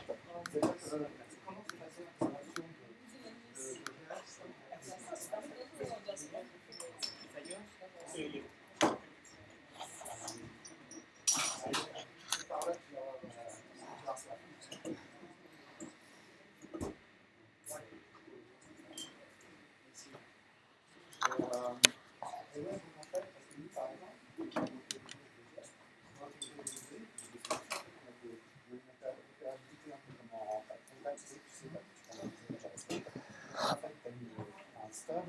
qui va te permettre de typer les interfaces. Voilà. Donc, en fait, pour React, c'est ça en fait. React, vous avez un stub qui permet de deleting avec ça se passe complètement différemment. Alors, bah, je pourrais te montrer le principe, mais le principe, on définit des classes externes qui vont définir l'interface. Et sur cette interface, on va dire, par exemple, ils peuvent avoir des noms différents, mais on va dire utilise cet objet natif comme étant cet objet. C'est au niveau des fonctions. Donc ça veut dire que par exemple, on pourrait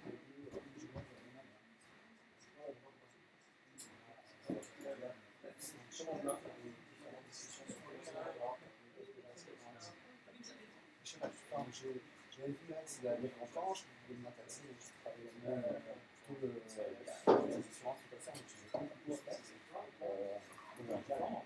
Là, je pense que c'est ça, c'est pas parce que là, on a développé un nouveau projet, enfin un nouveau projet centré que j'avais en fait, c'est toute une application qu'on appelle VAS, et que j'ai développée en flex, et en fait, j'ai changé de Sorry, I want to look at It's so interesting, and this is what happens. It's like when Yeah, no, I actually tried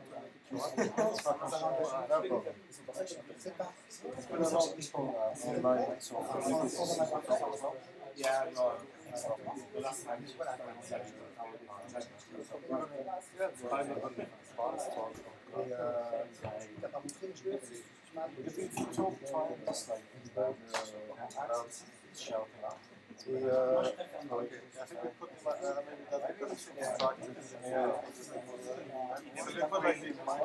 Yeah. Second one, this one is for recording the video. This one to make the audio better. Only if we, so hopefully it's on the bike. I don't know, What do you think, Trey? No. Can show up and down during the chart to adjust my volume. Well, I think, if you watch, look at the things. But you want So as we're Say hi talking, to the audience. it is moving, It's but actually- there's a couple of guys saying it's a little bit soft. But I went outside and had a look, and it sounds okay. There's also something new for us. Maybe next time I'll get like something that. No, I think I put the audio. Previously it was in this one, and I think actually the very first bit. It was built in Mac, and then the people were like complaining, like, sure, typing. What's that? I was like, okay, so maybe I should change the output. So yeah, hopefully now it's gonna be better. Yeah.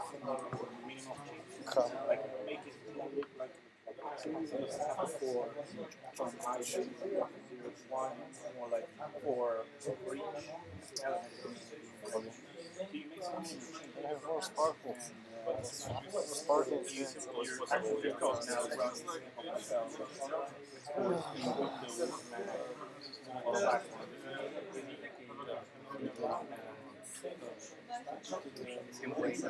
runs yeah, well, the thing is that it runs as a standalone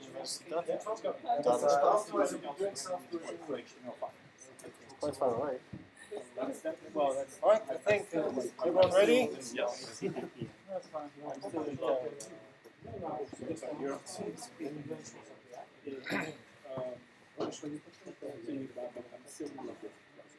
Alright, let's do it. Je sais pas quels sont les lives pour le ça va être avec l'étude, parce que là en fait pour le 1 non ça on veut vraiment les vues, les modélisages de l'objet du temps. Everyone ready? Okay, let's go. Everyone still awake? Okay. What I will talk about today is a little bit different compared to my previous car talks. Car has one big problem. Most people don't understand it at all. Nice. And what I will try to explain to you today are some fundamental differences to other Haxe frameworks and also most other frameworks in other languages. And most of these things are controversial. They scare away car users. Most people intuitively don't think they are good ideas. Nice. We will see what you think about it later. But if you think they are good ideas, you can also apply them without using car. So that might be interesting for you, hopefully.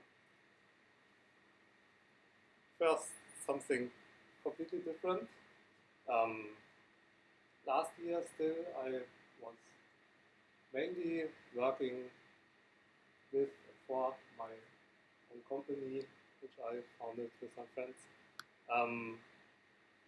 Not this year. Now I'm a researcher at Technische Universität Darmstadt. We have to write that in German for marketing reasons. Really important. Never use Technical University or something like that. I teach a game technology course with a friend, Florian, there. And of course, I have to write my PhD thesis. What this means for car is not all that much really. It's still an open source project. Even a little bit more open source, you could argue, because it has no close bounds to any company anymore. Robert is still working on it, that's me, by the way. But I'm not as much the only one working on it anymore as before. Now there are more pull requests than ever before. There are student projects for car in the context of car happening. Lubos does a lot of work to get the graphics features up to date. You probably heard about him. He does the Armory Blender real-time graphics plugin project. Polona does most of the work nowadays. She's currently my research assistant at the university. Yeah. So it's a little bit different than before. I'm not entirely sure how it will work out during the next years. I hope everything will be fine, but probably.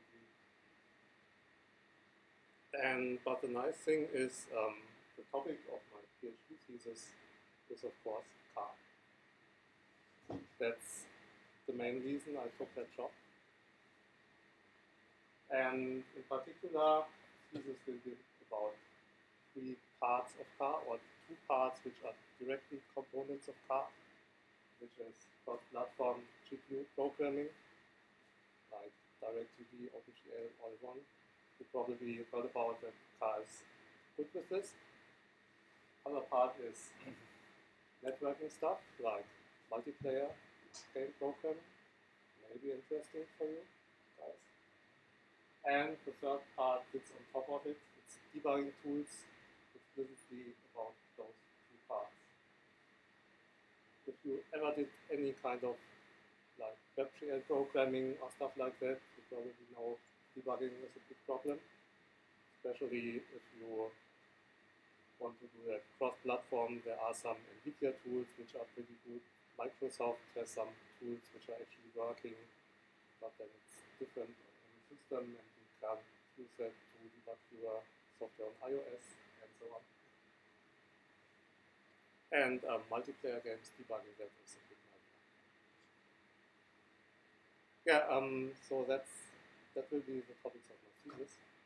So those components in about 2 years will have to be super robust in car. If not, I change my name, go somewhere else.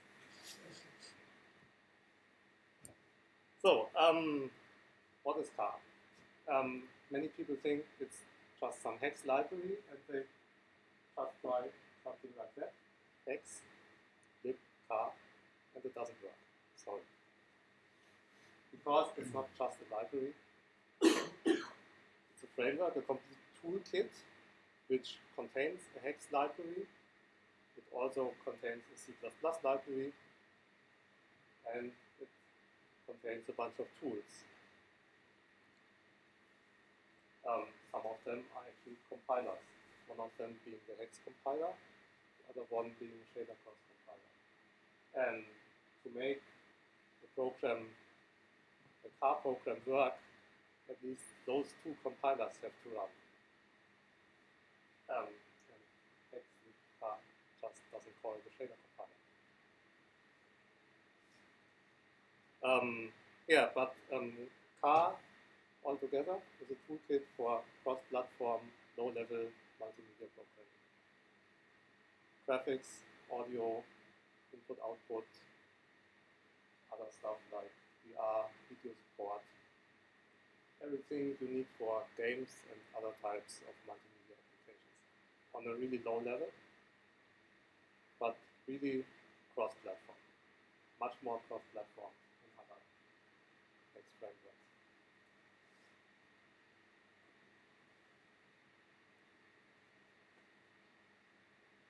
And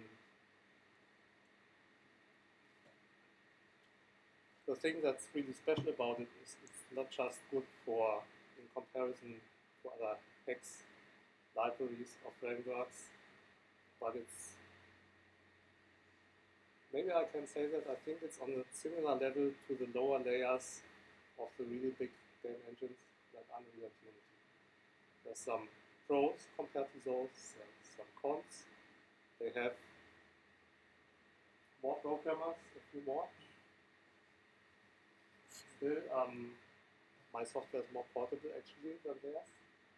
Theirs is probably a bit faster, a bit better tested. They take care of all the corner cases. But that's the kind of software I compare my software to.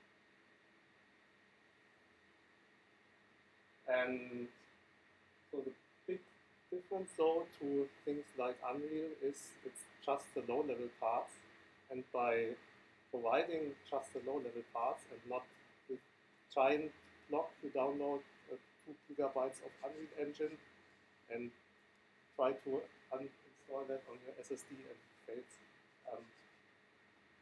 just the lower levels. That means if you use that, then you typically, if you use it like it intends to be used, you use it because you want to know how stuff works.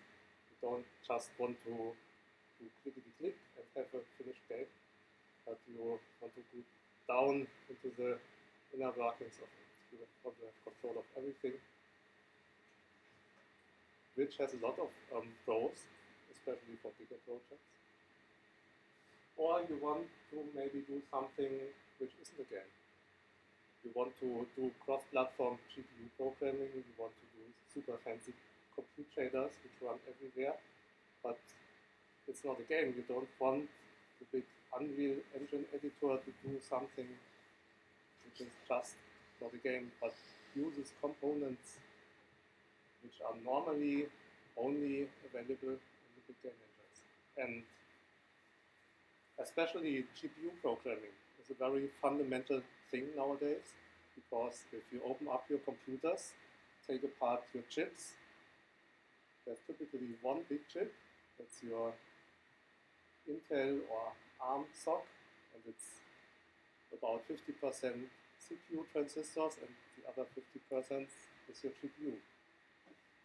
It's everywhere. Even business computers have big GPUs, and still cross-platform development and debugging and so on for those chips for half of all of your computers, or even more, is still an unsolved problem in the complete IT industry. So it's not only about games. And it's just one of many similar frameworks. I do similar projects for C++ and JavaScript. The JavaScript one is still pretty new, can't be used by itself really, just doing JavaScript yet. Currently it's mainly a debugging tool for car, but those three frameworks work together in different ways, especially car uses Core and Chrome for different purposes. But the big point, this is not just a hex thing, this is for me a really big thing. And if some people understand how it works, maybe also for other people. So now for some more detailed comparisons to other hex frameworks. Basically everything but car uses SDL, simple direct media library or something like that. It's a relatively small library which provides basic game stuff like audio support, support for input devices, all those small things, and it provides that for many, many different platforms. It's like car, a low-level multimedia abstraction library. But the big difference to car is it just shies away from the more complicated things like 3D graphics. All the GPU programming, SDL doesn't do that. It has its own little 2D graphics API, which is totally outdated by now. I think although most people just don't use it anymore. SDL can provide an OpenGL or direct 3D context, but it doesn't do anything with this. You can just initialize the context and then you can use OpenGL over there. Yeah, so it just really does the easy parts of cross-platform multimedia abstraction. And that's the reason why car doesn't use it, because I don't need a library for the easy parts. I need a library for the hard parts. And didn't find one, so I wrote one. That's Core. That's Car's C++ sister project. It's C++. It's very similar in purpose to SDL, but it also does the hard things. It does include a complete 3D GPU API abstraction, which can map to OpenGL, direct3D, Vulkan, and so on. Also does other more complicated stuff which SDL just doesn't do, like hardware accelerated video. Currently only on mobile devices, but at least it does something for that. Also now does VR support, and that's the native lib which is used by car for online targets. And because it's not just a library or framework which car builds upon, but it's like a sister project. So they are developed in tandem. New features which show up in core also show up in car. The APIs are very similar, so the car API, when compiled to a native target, is just not car class API. So that's a big difference to all the other ones. The next one, I don't build just on OpenGL. So that's quite similar. We heard 1 or 2 hours ago that WebGL is super ugly and complicated to use. That's one reason why I don't use it. But there's also technical reasons, like if you just support OpenGL, you have some problems on Windows. Because Windows by itself only provides a really old OpenGL version. I think it's 1.2 from the 90s. And it's just a software renderer. Or did they just... Anyway, it's super old and basically unusable. And the reason why you usually can use OpenGL nicely in Windows is because when you install an NVIDIA or AMD driver, that includes its own OpenGL implementation, which is, of course, up to date. But if you do games or other stuff with really large target groups, like your grandparents, they probably didn't install the NVIDIA driver. Newer Windows versions install those drivers automatically with Windows Update, but there's still plenty of users around which don't install graphics drivers for one reason or another. There's also a problem with laptops, because you might or might not know, they typically block you from installing up-to-date AMD or NVIDIA drivers for fancy I don't know reasons. So OpenGL support on Windows is not guaranteed. If you do a high-end game, that's not a problem. Gamers have current drivers installed. They have OpenGL support. But for larger target groups, that's a problem. You can get around with projects like Google's Angel, which is an OpenGL to DirectV library. But then we have another piece of software in between with another layer of potential bugs. And the problem you really can't get around is OpenGL is basically deprecated on all current Apple systems. They provide OpenGL support, which is somewhat okay, but by now it's really outdated. They last updated it maybe 5 years ago or something. They now have their own API, which is Matter. And Kronos, the organization which nowadays handles OpenGL, also has its own OpenGL successor, which is Vulkan. Officially, Vulkan is not a successor to OpenGL because it's much more low level, much harder to program for. So both APIs exist in parallel, but nobody knows how likely it is that OpenGL is developed further along with Vulkan with the same speed. Yeah, and of course there's no support in most game consoles.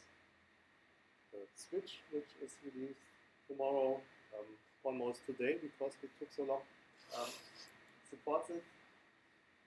There's, I think, some basic bad support of PlayStation. And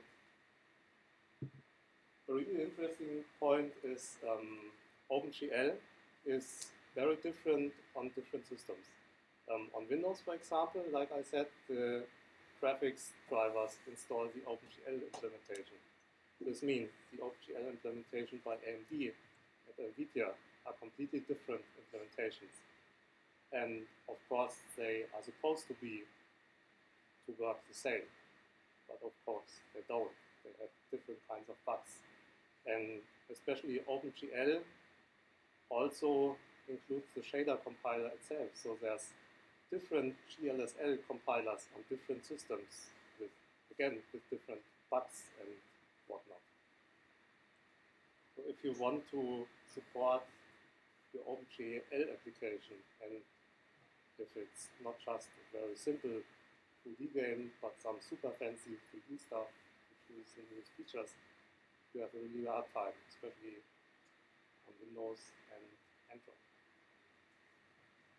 Lots of different implementations. So Car doesn't do that. It has its own custom 3D API, which is layered on top of whatever your target system needs. Which means it's mapped to Direct2D or OpenGL and so on, depending on what target you compile for. And so this, of course, gives you nicer cross-platform possibilities. You can use the newest features on Apple hardware, which OpenGL doesn't provide there. You can run old, ugly, grandpa Windows systems. And the abstraction layer is the right part to get rid of all the different incompatibilities of different OpenGL implementations on different systems, or even on basically the same systems. You don't have to put that somehow in your application code, but it's locked away in this translation layer. So that's one question. Mm-hmm. In which case would you need to map to OpenGL to support both and stuff? Why would you need to map to OpenGL after all?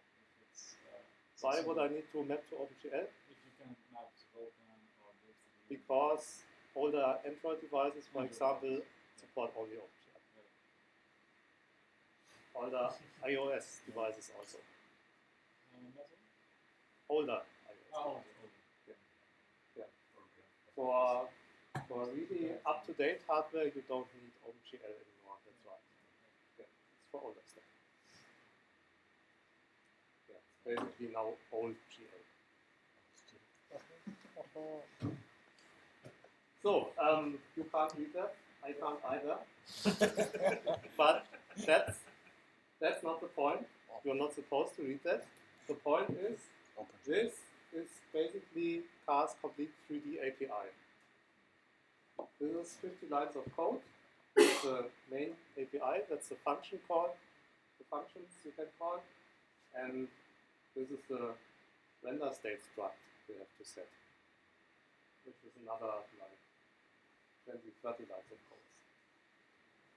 So there's less than 100 lines of code you have to read to understand Car's complete 3D API. That's doable, I think. It's not that complicated, really.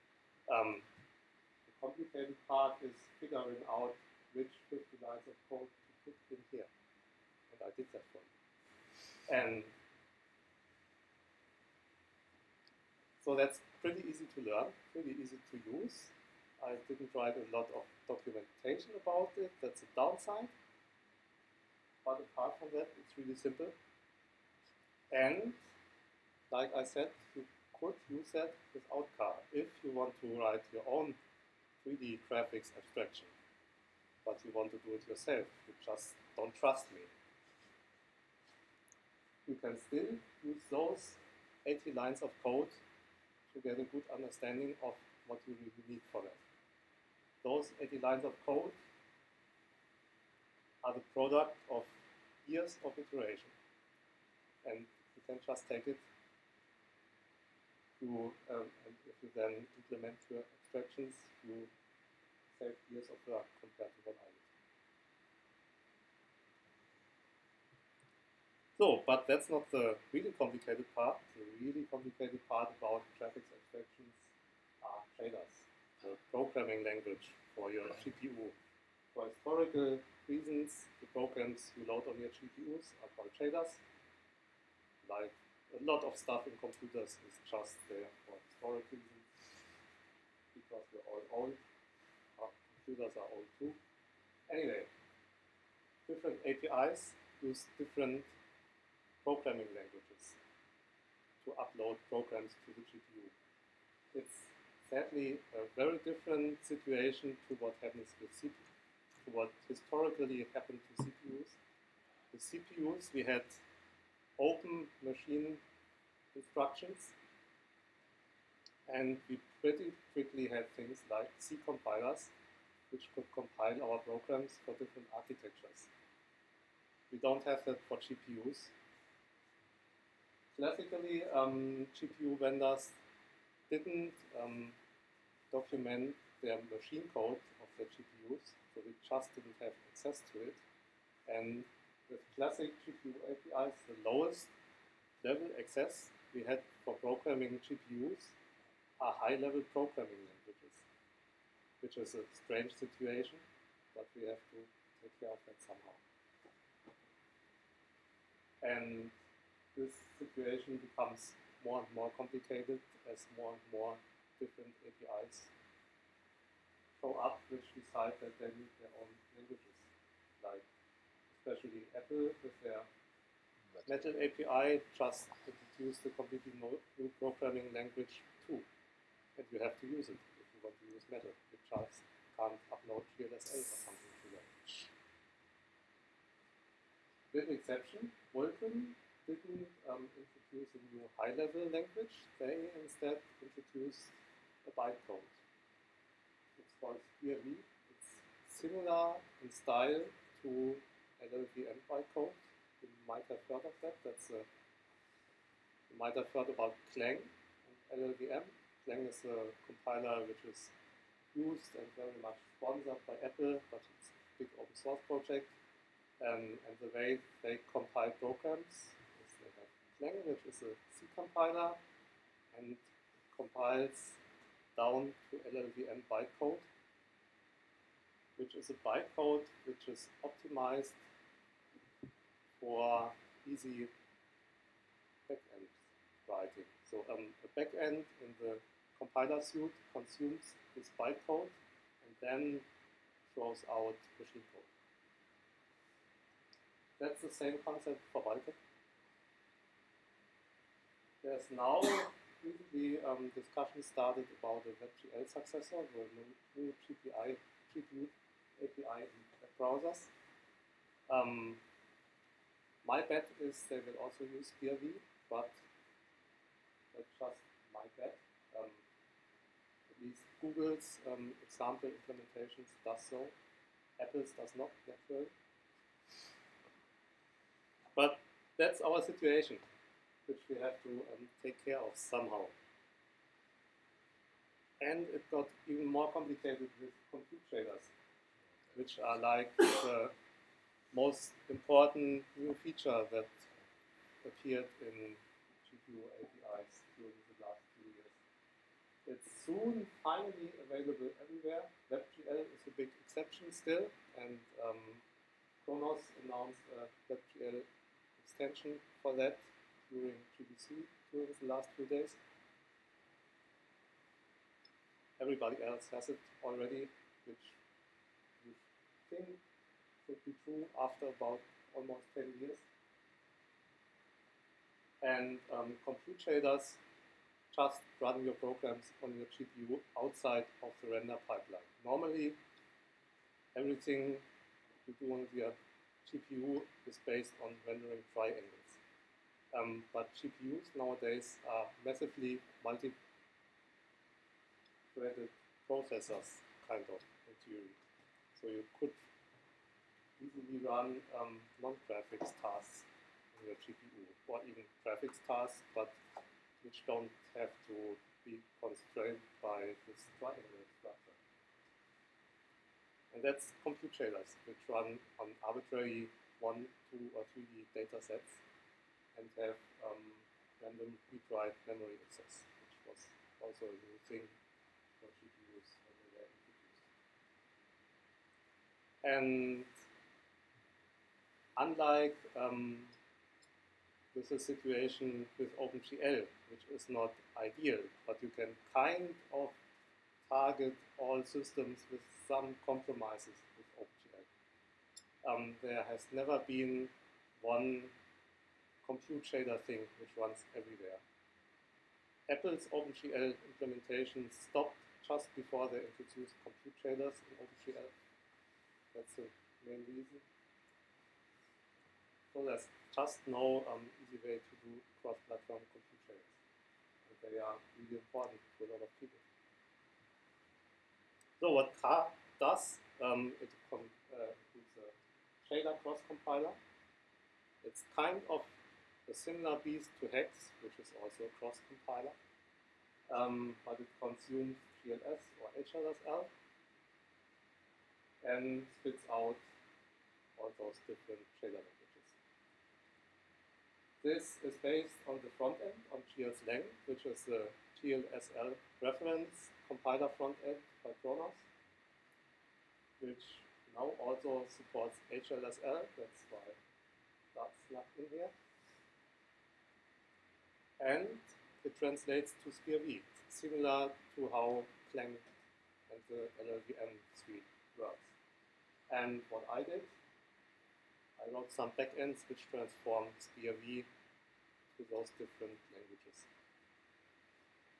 But what I did recently, I got rid of all of that because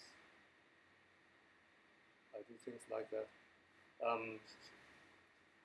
The real reason is Kronos now has a similar project which is called SPIR-V Cross. It does the same thing. It takes SPIR-V and outputs GLSL and Metal. Now also HLSL. And what happened here is for a short period of time, my compiler and Kronos compiler existed in parallel.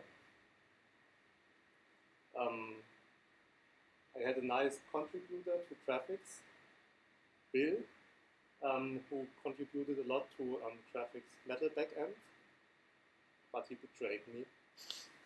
He moved over to SPIR-V Cross.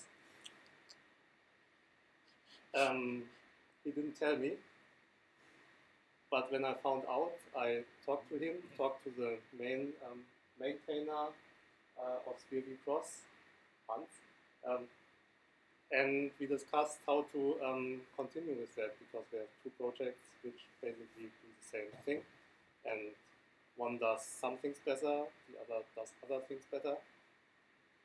Yeah, and we decided to cooperate. That's why my backends are now deprecated, and I use SPIR-V Cross inside of graphics now.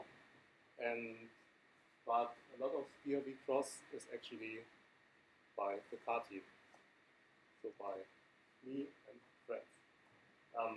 Lubos contributed a lot to the GLSL backend in SPIR-V Cross. Colonna did a lot of Metal work, and the HLSL support in SPIR-V Cross actually didn't exist. I added it. So that's how that worked out. 2 points about that. You can actually cooperate in open source projects. You don't always have to compete. You can talk to each other. It can work in theory. And you can, of course, use all of that outside of the context of car. You can just use download SPIR-V Cross or download graphics, which is now like a wrapper of GLSlang and SPIR-V Cross with some bonus features. And you can just use that to cross-compile your shaders.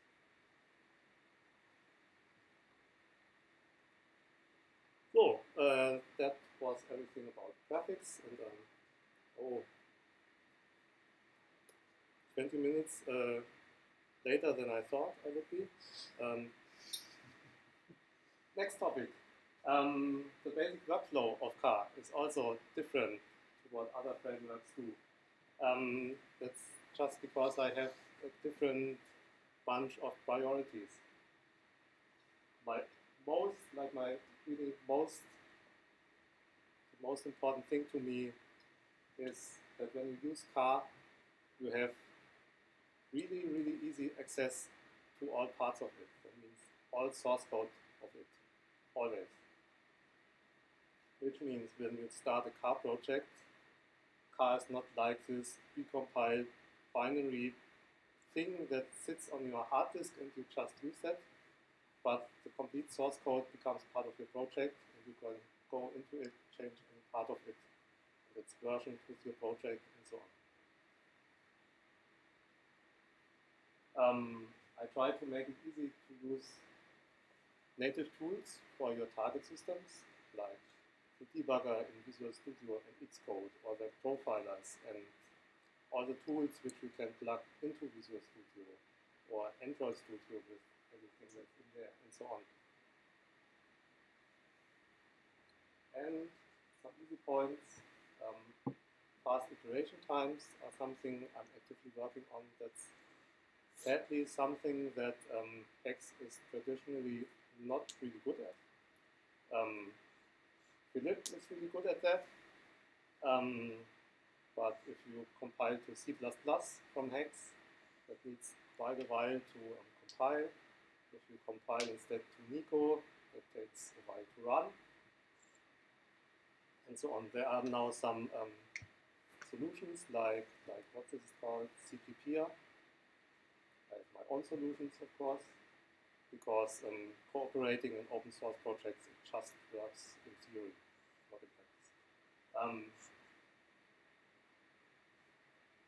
I try to make it really easy to get started. Many people think I completely fail with that. I think that's because the workflow is just different to other projects, but you can decide on that yourself in like 10 minutes.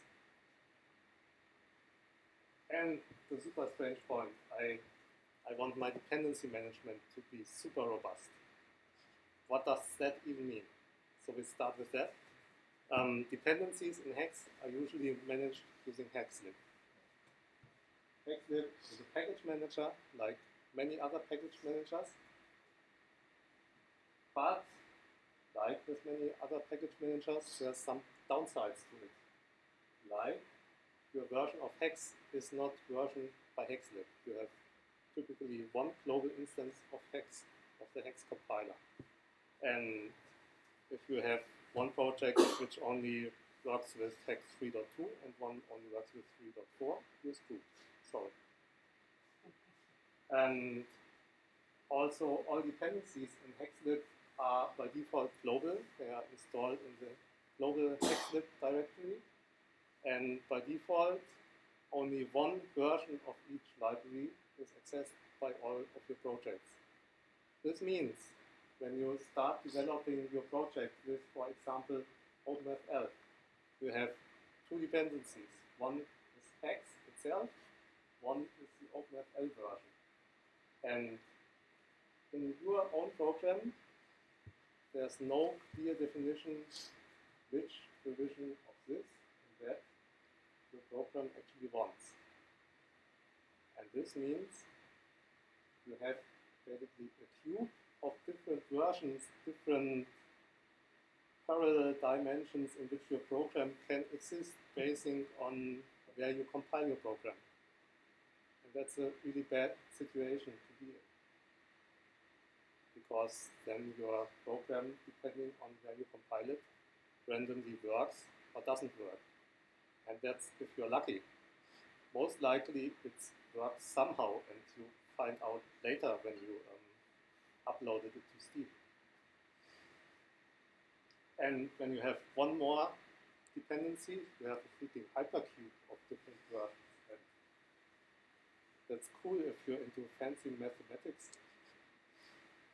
but probably not what you want for your program.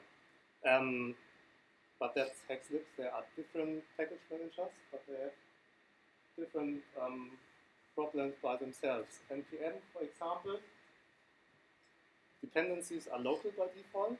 They don't get installed globally unless you add an extra parameter. That's nice.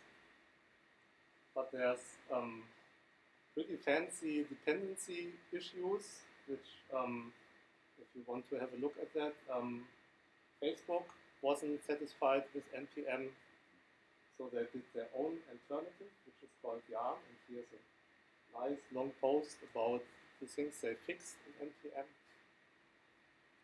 And yet, even Yarn, as far as I know, doesn't version Node.js itself. So that's a very similar situation to Haxe. And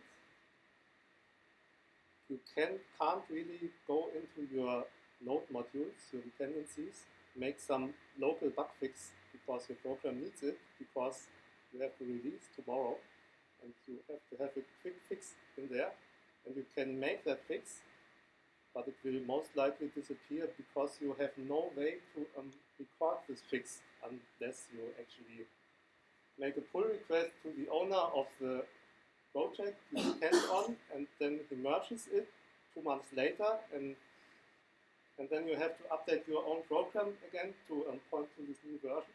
It's not a nice situation, especially if maybe your livelihood depends on your software actually working.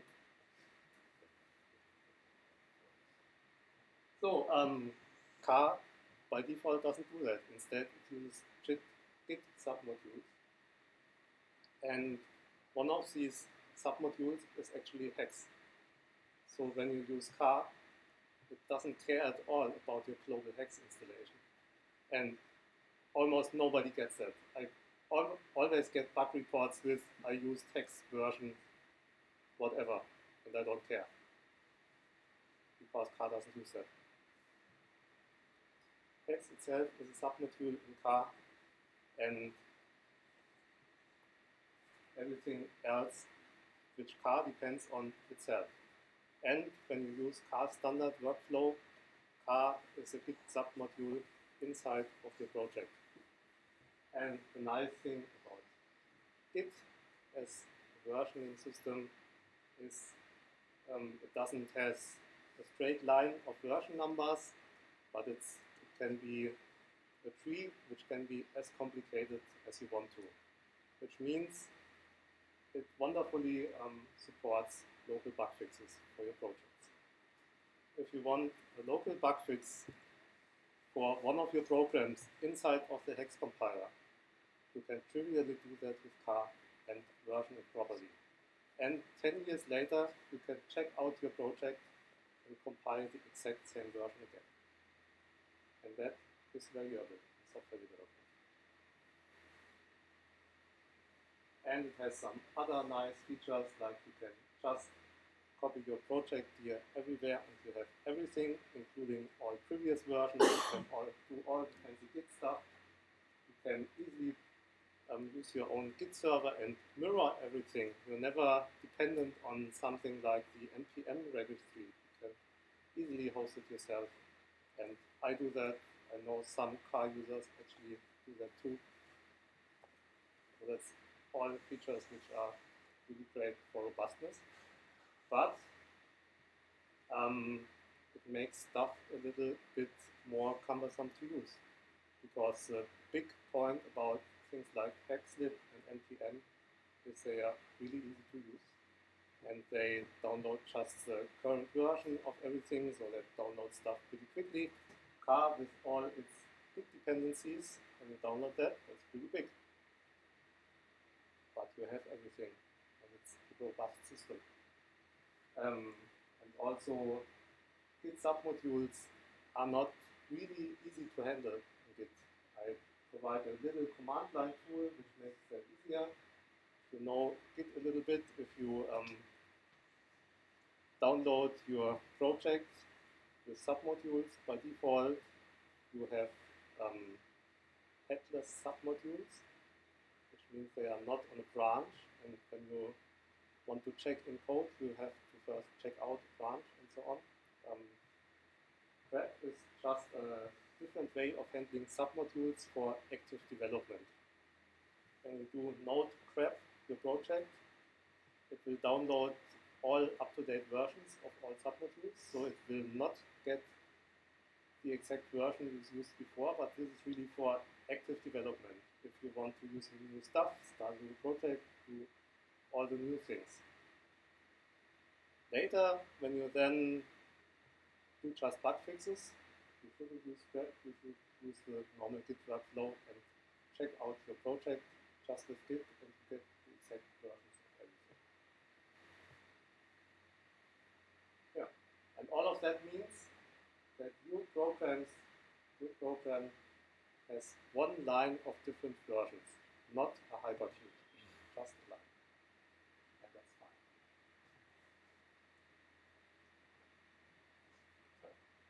You basically are version controlling your entire tool chain, is that correct? That is correct.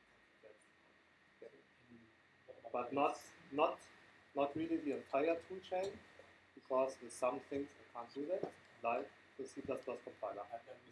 Yeah, that's a sad situation. I can't just put in the Visual Studio C++ compiler. He wouldn't like it. Or his employer wouldn't like it. That's just the situation here. If I could, I would. And in your company itself, I think it would actually be legal to do that. And I know some companies actually do.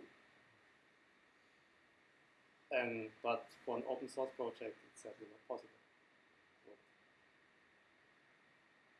So, yeah, it's sad. So that's how it is. did mention also you don't care really about the Haxe version. So do you package like, how do you actually manage to, I don't know. Because you need to compile it at some point, yeah? Yeah. Usually you're There's using a your, Git submodule, and it contains a version of Haxe. but like binaries or? Yeah. Okay, but that's like platform specific. It contains binaries for the typical platforms. Okay, fair Yeah, enough. that's another thing that's different to NPM. NPM can also have native modules, but when you do npm install whatever, and that includes some native component, it will then compile it on your system, and this will usually fail. That's why I pack in binaries. Those submodules are always called something underscore bin. So there's a hex bin submodule in car.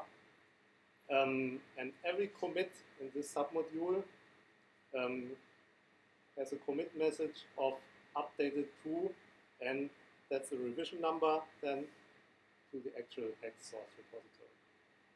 So you can then grab that, get the exact revision of your binary, put a bug fix in, compile the binary, put it in the hex bin submodule. Do you have only specific versions, or you get all the latest? All the specific versions. Yeah, only the official releases.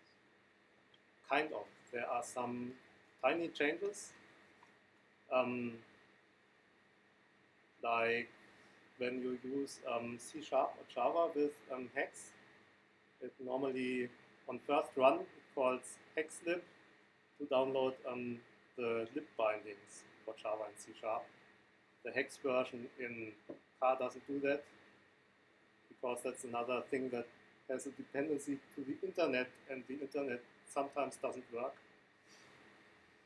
So it's all bundled, so there are some small changes, but usually I update it with every official hex release.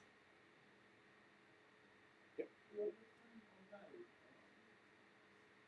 No, that's the next point. Yeah, I depend on Node. That's right. I currently don't version that. I often think about if I should, but currently the stuff that runs on Node is a build system, and up to now I never had a failure with newer Node versions, because it's a small and simple program, doesn't do any fancy stuff, doesn't do any graphics, doesn't really take your hardware. But would be a useful improvement nonetheless to make Node a dependency as a Git submodule. Yes. But currently I don't do that simply for size reasons. And because it seems to be reliably enough, maybe it isn't. Okay, next point, yes? How many hours are I late already? I'm sorry. I'll stop when you all fall asleep. No, compilation. As I said before, you can't just do hex lib car, but car uses two compilers and some additional tools, and it contains a build tool to actually call into those tools. That's called carmake, and this fancy syntax with a dash in here is because, of course, carmake is a dependency of car, so it sits inside of car. And if you just call node carmake, it compiles your program for the system on which you are currently running, which is typically Windows, Mac OS, or Linux. Compiles your hex code, compiles all your shaders, and it compiles your assets, or it reprocesses your assets, depending on your target system. That means large sound files, for example, are for web browsers compressed to OGG and MP4 because some web browsers only support one format and the others only the other one. Images for native targets are not just PNG files which are copied in, but instead using optimized, lightly compressed format, custom format for images, which loads much faster than PNG files. So that's all the stuff that happens if you run node carmake. But big difference to the other frameworks, it doesn't create an executable by default. Instead, it creates something like an Xcode project or a Visual Studio project. And most people, when they first see that, they go, ah, and away they are. First things first, you can just add compile, and it will compile an executable. If you know it, it's not that hard. But the reason this is not the default is because compiling C++ takes a lot of time. And most of the time, at least how I work, I don't want to directly put out some executable, but I want to go into Visual Studio, set debug or release mode or x86 or x64 and start debugging my program. Most of the time I don't just want to launch my program, I actually want to debug and add new features. That's why this is default behavior. And the other thing, why does it create Visual Studio projects? OpenFL and so on doesn't do that. You can then just open those files and work in Visual Studio just like with any usual Visual Studio C++ project. You can use the debugger. You can also use the Visual Studio debugger with OpenFL. But to do that, you have to launch your executable, and you have to open Visual Studio, then you have to click something, and then the Process Explorer shows up, and you have to find your exe file which is running, and then you can manually drag and drop your C++ files in and search where things are and set a breakpoint, and then it works. But with car you can just open the project and set a breakpoint and everything works as usual, and Visual Studio actually understands your project. This means if you do a right click on some word and go to definition, it will go to the definition because it knows where everything is. And that's pretty nice for debugging. It's also just in general really nice for working on the native features of car, like working on core inside of car. And as you had heard before, car always includes all source code, and when you have your Visual Studio project, you have access to absolutely everything and can work with absolutely everything, like with one huge, nicely structured C++ project. And that just makes it far easier, at least in my opinion, to work on the native parts of a hex program compared to other frameworks. So, complete source access, I think I talked about that. Yeah, and there are really no precompiled libraries at all. Also, core doesn't have any libs inside of it unless they really have to be libs, like some direct 3D hyperlib or something like that. Probably not, but it needs that from the operating system, like closed operating system stuff. You can't just go into, but everything else is just source code, no pre-compiled stuff. You can go to definition, and go to definition to everything. So about that, if you compile your project to C++ stuff, you've got the Visual Studio, but all the code is actually going to be C++, yeah? Yeah. So if you're going to debug, you will find something to fix. And you will fix that, you will see if it's actually working in Visual Studio. Then you will need to go back to K and then fix it again. So next time you compile, it's going to be fixed again? Depends on what you are working on. If you are working on hex code itself, I wouldn't recommend this workflow, because then you only see the cross-compiled C++ code. Yeah, so you have to somehow find And that understanding actually. that is a little bit hard.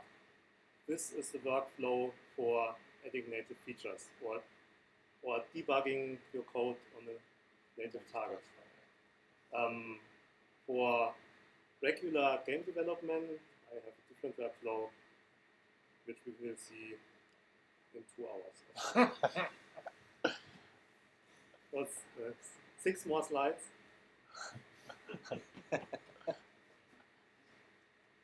And the last ones are not that complicated, I think. Car also tackled some advanced topics, like virtual reality. I think no other hex framework currently does that. Maybe I'm wrong. Maybe I'm right. I'm probably right, as always. Florian originally did that. Now Polona is working on that. And we now have WebVR support, which is great, I think. We have multiplayer support. I think also no other hex framework does something like it. Of course, this is multiplayer support really for things like action games with client-side prediction and so on. It's not great yet. It's kind of wobbly, which means your objects will wobble around a little bit because the synchronization is not working completely correctly yet. But it's part of my PhD thesis, so I really have to fix that. I have nightmares from it, but I have to fix it. Oh, and then a look at the usual game development, application development framework. Car includes a bunch of tools, as said before. They usually just run automatically when you run CarMake. CarMake is, of course, a build tool for core, and if you compile a native project, CarMake will just call it CarMake, so you also don't have to use that. And it's a shader tool, it's an image pre-processing tool, it's a small tool for font pre-processing. And as I said before, everything is versioned. You can apply local bug fixes to everything of that.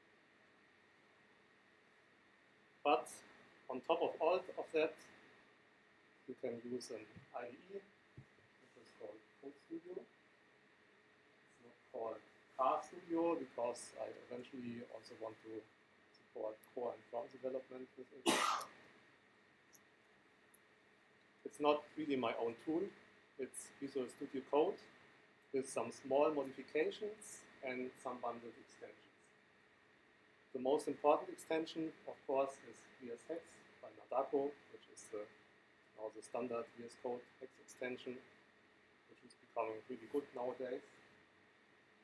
There are some special extensions for car and for COM, and some small modifications, because normally when you use Visual Studio Code you have to create those launch files, and it's a little bit complicated. You have to read how all of that works, and you have to download your different extensions and stuff, and all of that just works automatically in Code Studio.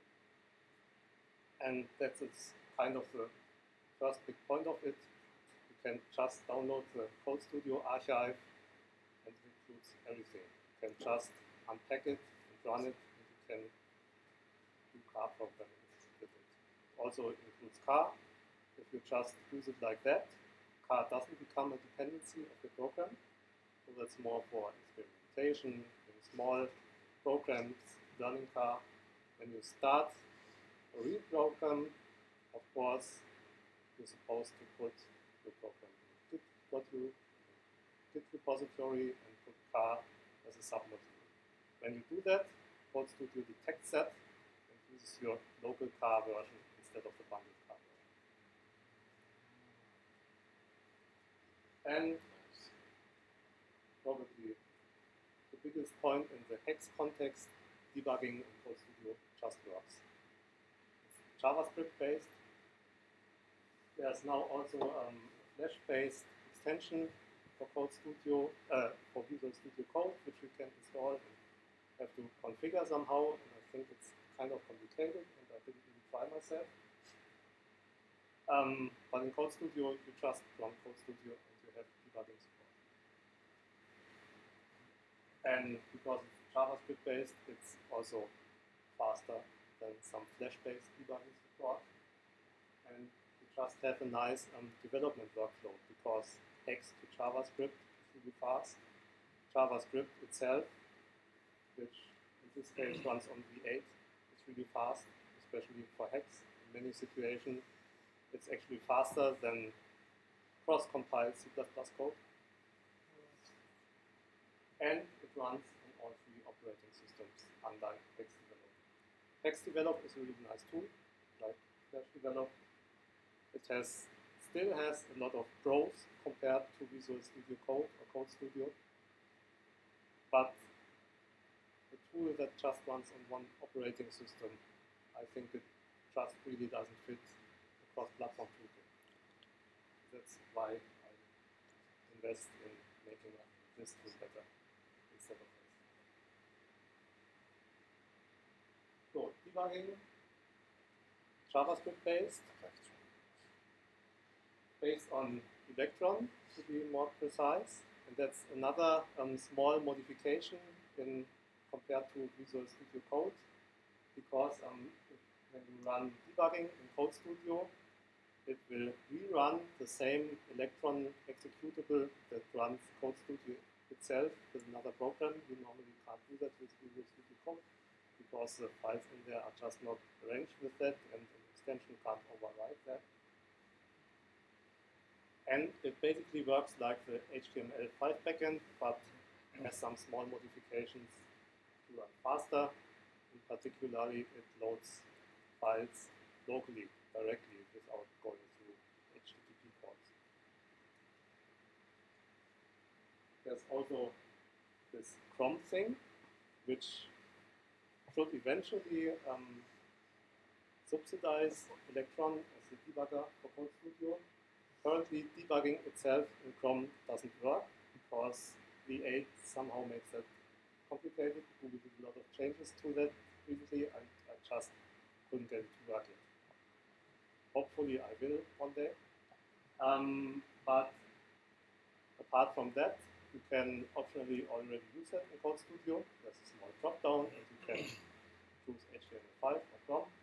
And Chrome is based on the V8 JavaScript runtime, just like Electron, but it doesn't have any HTML stuff, no CSS, no canvas element, anything like that. Instead, it calls directly into core. So you get an up-to-date 3D API in your JavaScript runtime. You can run compute checkers, you can run translation checkers inside Chrome. And it's actually, in a lot of situations, faster than WebGL, because WebGL has to take care of security. When you upload some buffer to your WebGL context in your web browser, it has to make sure that another website cannot see this buffer and stuff like that. Chrome just doesn't care.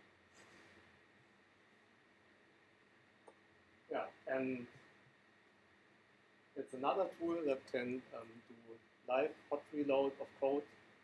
The way it does that is completely different to what we had before. The Haxe compiler still outputs one large JavaScript file. Chrome will detect that. It will diff this with the previous JavaScript file, or more exactly with some internal structure of that previous JavaScript file. It detects the relevant changes and updates your code at runtime. This doesn't work for all changes. Currently works for change methods, being it normal methods or static methods, and for inline static variables. Doesn't yet work for closures, which is a pity. Hope I can fix that. But the big point is this hot roll reload doesn't need any special application structure from you. This works with any Haxe program, based on car, of course, because it interferes with car's graphics API and so on. But there's no module loading to do or anything like that. It just works with your code. Last slide. Shader debugging is currently broken.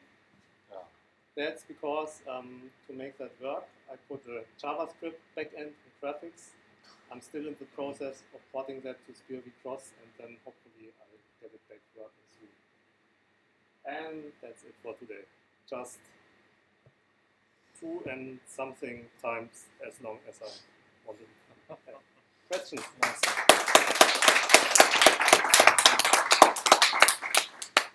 Any questions? So what you write in car with the game points, so if you write in Haxe, Yeah.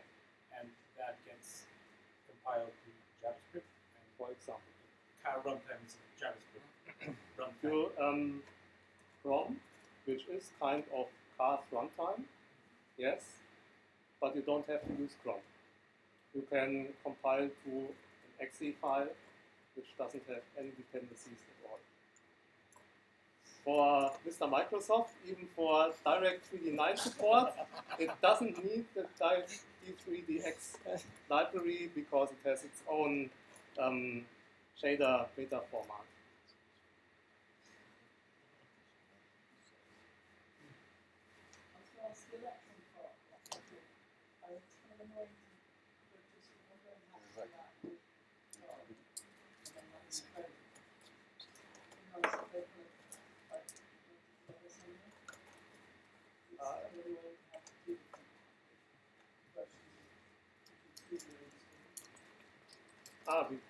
Because I don't just provide extensions to Visual Studio Code. Well, I mean, it's so compiled to electrons sometimes with just HTML, JavaScript, without anything else. So I don't need that. So it's like, I would be nice to have electrons placed into them. So it's kind of, it'd be nice if the code was made so it would work with both your setup and just anybody wants to use Haxe or random way they wanted to use it.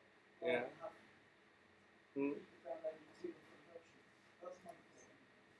Yeah, it's certainly possible. It's nothing I care about personally.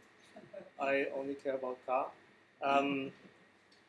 But with basically, it's the same question answer to all questions like that. If you want to use components of car for your own Haxe or whatever projects, I won't implement those projects for you. But if you contact me and ask me questions, I gladly help you out. I've got one more question. You did say you are not using SDL, right? Right? It does support audio. What about your stuff? Is that also, can you use audio as well? Yes, I can use audio. Does it work? Yes, it does work. All platforms, even mobiles. Yes.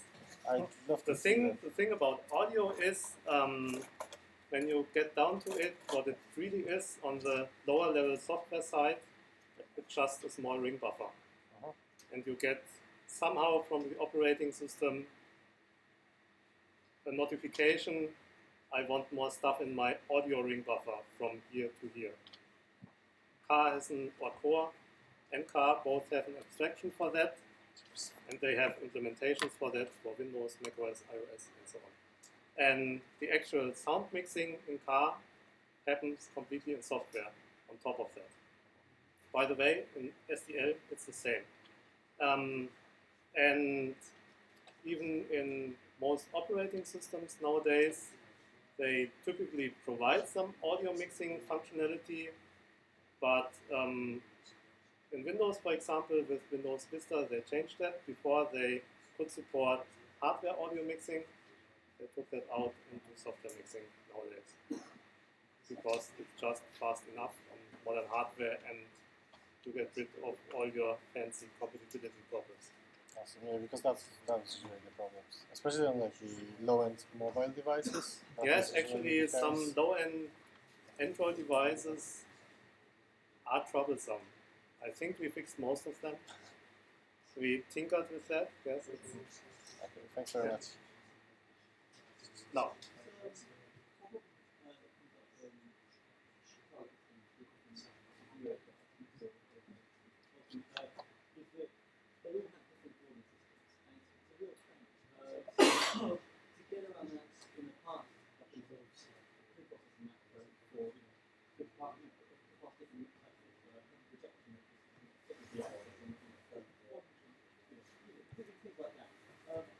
Yeah.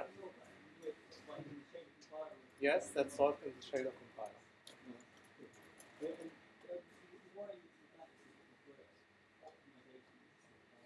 That's true, it can create some optimizations. Yeah. But it's part of the shader compiler. Okay.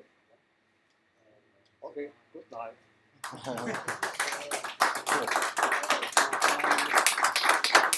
I wanted to say really thank you so much, everyone. It's been really successful. The online thing with the monitoring has been really popular. It's been 14 to 15 so people watching us. So about the same amount of people that's been in the room that's been watching us remotely. So I think as a one-off, it's been really successful. So thanks, everyone. I wanted to say, anyone remotely, we've just sent out a survey thing as well that said, did you enjoy it? Is any of those topics that you can use in your day-to-day work? Did you want any more info? If you have any topics you want to suggest and any other comments, feel free to post them in the video blog there. Should be good. Great, thank you so much, everyone. Oh, awesome. There's one more question actually online. How far is he into shader debugging? Yeah. I think you did mention it's broken currently. I know him. I will send him later. Okay.